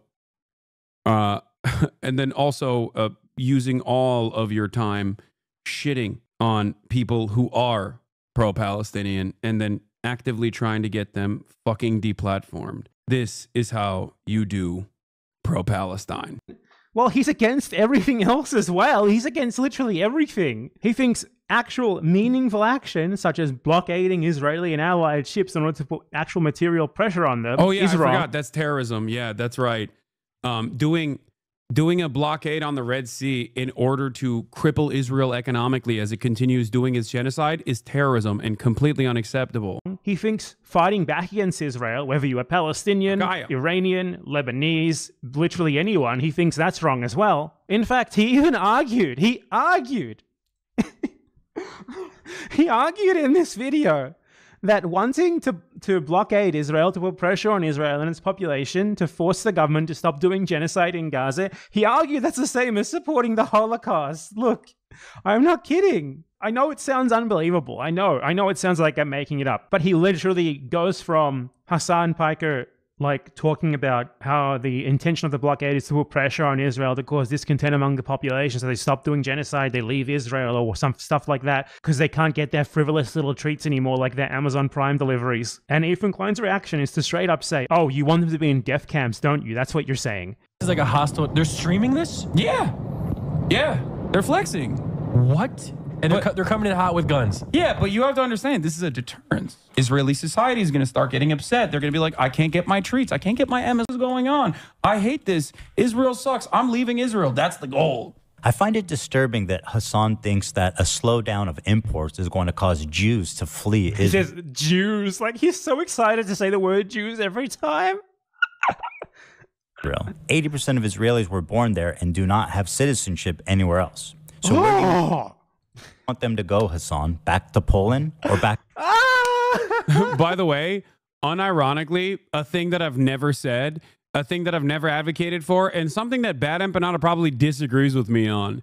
That is like the entire point of why I'm an advocate for the one-state solution. So he's just like making shit up. And he knows that that's not my position. Okay? He knows that that is not my position at all, because I've had this conversation with him. I've directly had this conversation with him about why I believe a one-state solution. Okay? Flexing. You're saying or some pressure like that because they can't get their frivolous little treats anymore like their Amazon Prime deliveries. And Ethan Klein's reaction is to straight up say, oh, you want them to be in death camps, don't you? That's what you're saying. This is like a hostile... They're streaming this? Yeah. Yeah. They're flexing. What? And they're coming in hot with guns. Yeah, but you have to understand, this is a deterrence. Israeli society is going to start getting upset. They're going to be like, I can't get my treats. I can't get my Amazon Prime deliveries. What the fuck is going on? I hate this. Israel sucks. I'm leaving Israel. That's the goal. I find it disturbing that Hasan thinks that a slowdown of imports is going to cause Jews to flee Israel. He says Jews. Wait, first of all, that did happen. That literally did happen. That straight up happened. Yes. When you are adjusted to a life of privilege and those treats are taken away from you, that has an economic impact, okay? And when that has an economic impact born out of this blockade and the economic pressure created by this blockade, which is, by the way, infinitely painless in comparison to a fucking literal genocide, okay? Remember that. Then yeah, you actually cause pressure on the country to change trajectory. Like, he's so excited to say the word Jews every time. 80% of Israelis were born there and do not have citizenship anywhere else. So where do you want them to go, Hasan? Back to Poland or back? Yeah, that's what I meant. Yeah, that's what I said. Shut up. That's so fucking stupid. Bro, oh my God. I forget how stupid the average American is. I feel like... The dumbest motherfucker you know, is watching this and going, yeah, this guy is a bad guy. This is a song guy. He flashed the picture of the fucking Auschwitz death camp. Like, so donations don't count. Donations aren't real activism. That's not effective. That doesn't help the movement.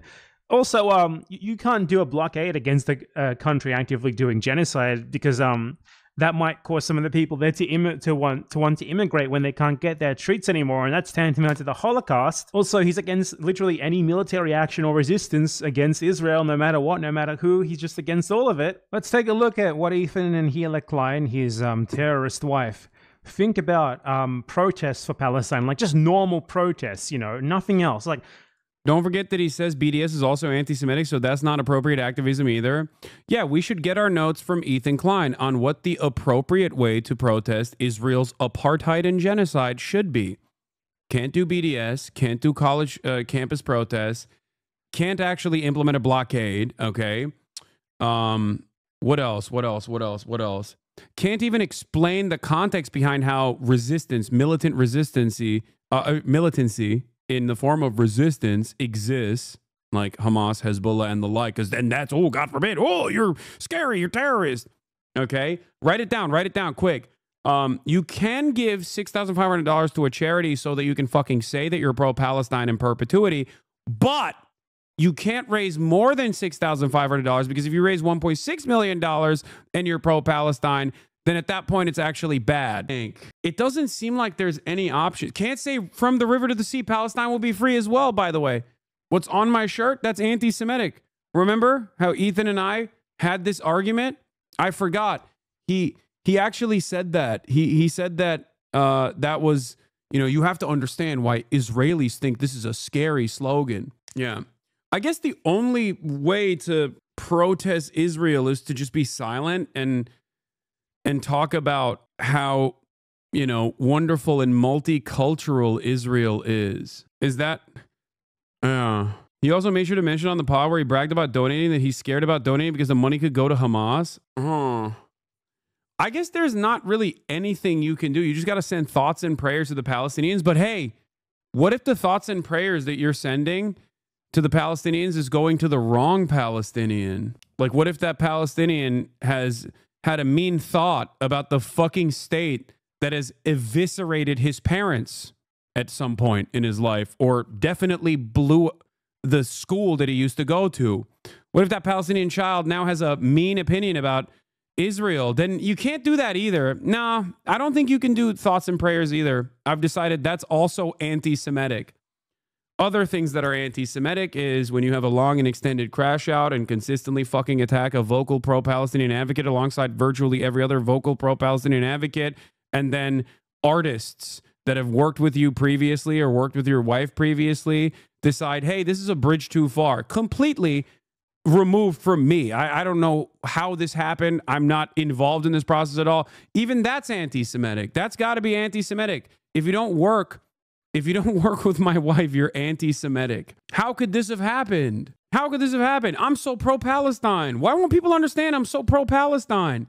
Oh, also, you can't fucking say, oh, yeah, I mean, obviously this is this actually the original account? Enjoy your drugs and being a sex worker. Hamas would kill you on the spot. Was this his OG account or was this, am I getting baited? He said something along these lines, but I think this was the OG one.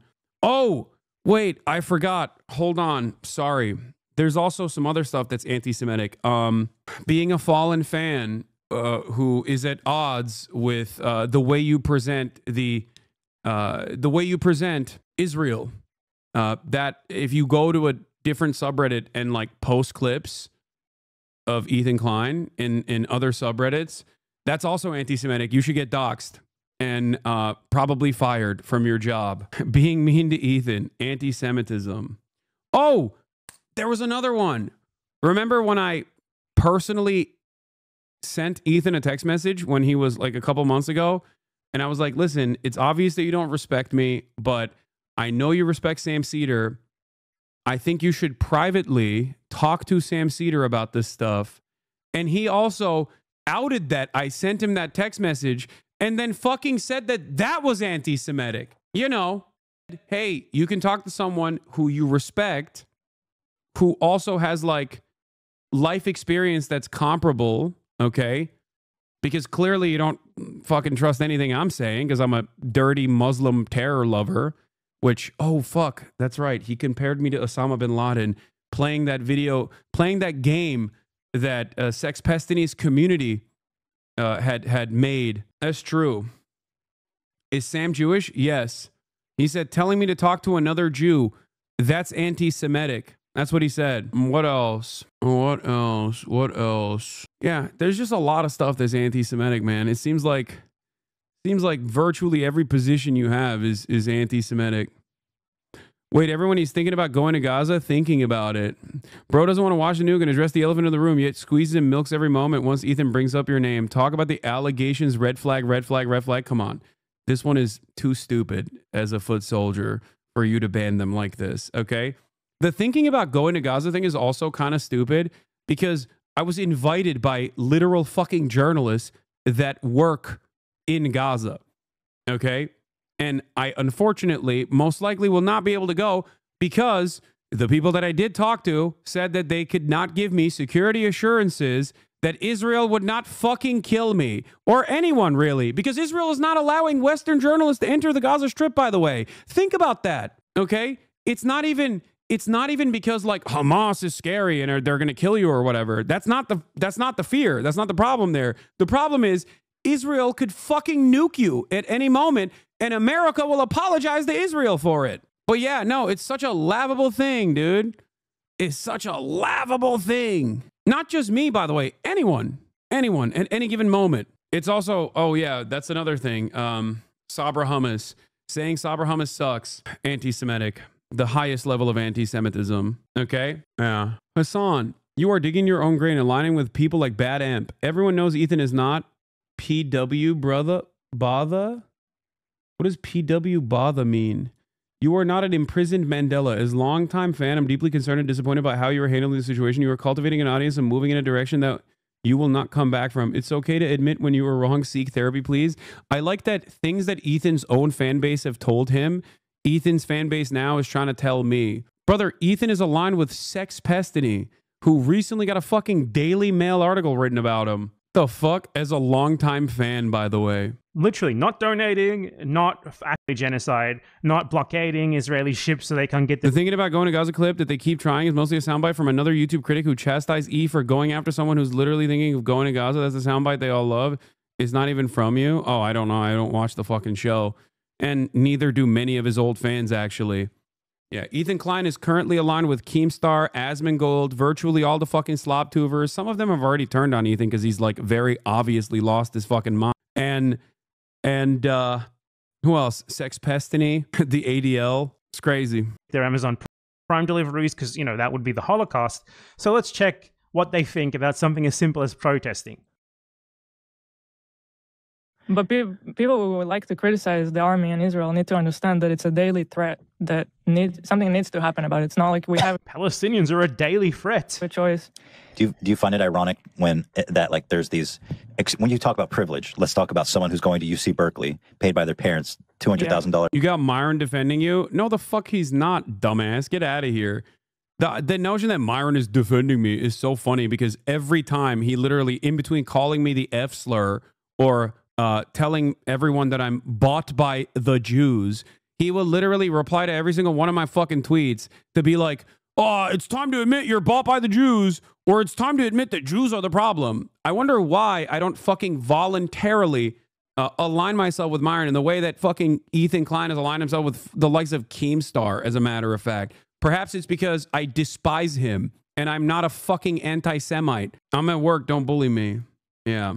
That's the other side. That's the other side of this fucking story is that if Ethan was even remotely honest or decent about this, he would show the 7 million different instances where I have routinely talked about the charlatans that utilize, okay, that actually fucking utilize what Israel is doing to the Palestinians to actually spread their nefarious anti-Semitic propaganda. Tuition on campus protesting Israel. Do you find that ironic? So privilege is not being an Israeli who lives at the expense, especially like Ethan, who chose to move to Israel, who lives at the expense of Palestinians every single day on their land, massacring them, oppressing them for your benefit. No, no, no.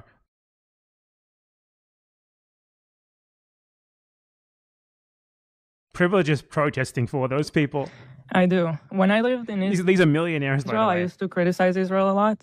Yeah, like, me too, as an actually. Israeli. Yeah. As an the army. Israeli. Only the people who benefit from the settler colonial project are allowed to criticize. I'm sorry for interjecting so much. It's A just lot of so stuff. bad. But when we moved here and I started to go on Reddit and stuff like that, and just being more aware of like the online criticism and there's It's not just online, but it's not just general. online. Yeah. Yeah, I just became more aware of like the criticism here of Israel and in general around the world, and it's really I personally think it's so ironic. It's just like, I don't know, it's kids sitting here in like beautiful California criticizing, like you don't even know what you're talking about. Right. Yeah, totally. And I mean, it's easy to reduce. It's funny because, like you said, when you're in Israel, you're super critical of the government. You're like, dude, no, you fuck.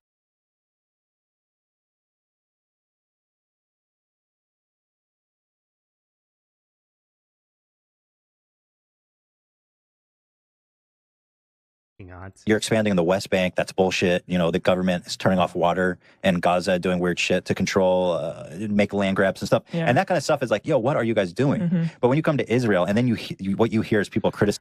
They genuinely think the only people who should be allowed to say anything negative about their settler colonial project made for their racial benefit, even chose to move there. Again, I have to emphasize that he chose to move there and receive racial benefits just for an accident of his birth at the expense of Palestinians. They genuinely think the only people who should be allowed to criticize that are themselves. Criticizing national security and calling Israel like apartheid, that they shouldn't have fences, or that Israel should be. You mean when you come here and you're here? Fences to keep your victims out. Fences to keep the people you stole your land from out. So they are against donations. 1.6 million is nothing, but $6,500, that's a lot when you need to leverage it to pretend that you're pro-Palestine for the purposes of making a Zionist propaganda video. Protest? That's the definition of privilege, buddy. Protesting for Palestine. Posting on the internet, criticizing Israel, that's also out. That's also the definition of privilege, the definition of irony as well. Blockades, that's definitely out. Blockading Israel, boycotting it, sanctioning it, anything like that. That's tantamount to Auschwitz. It's like wanting to put Jews into concentration camps all over again. It's the Holocaust. And you better believe actually fighting back against Israel is even worse. The fighting back against Israel is like 10 Holocausts, basically. Ethan Klein has not seen a single pro-Palestinian act that he supports, but it's especially ironic that the only thing that he has to point to him apparently being pro-Palestinian is a little token donation that he made once being a millionaire, an amount of money that's nothing for him, and then he comes out and believes 146 times more than him. So yeah, what else is there to say? Hello. Yeah. If any of his viewers are still here, maybe cap it off with a Boston Marathon video. That might be too depressing. No, I'm not going to fucking use that video. That is disgusting. No, the only way you can criticize Israel is by talking about Benjamin Netanyahu being bad. I forgot. That is appropriate. But like not so much. You know what I mean? Full context for his tweets that turned off his fandom back in the day. Enjoy your drugs and being a sex worker. Hamas would kill you on the spot. You are a ghoul. Fucking freak. I'm the freak and ghoul, yet here you are, still refusing to criticize Hamas. I haven't killed any children or families or burned anyone alive lately. Who's the freak and the ghoul? Why do you have harsher words for me than Hamas? Was it hard to type that bullshit with one hand jerking off to the thought of queer Muslims being murdered? Bro, what the fuck? I'm fully in your corner. What's wrong? What was I wrong about? This is the revolution you're supporting, right? Just don't go anywhere near Hamas because your life would 100% be in danger. Am I wrong, genuinely?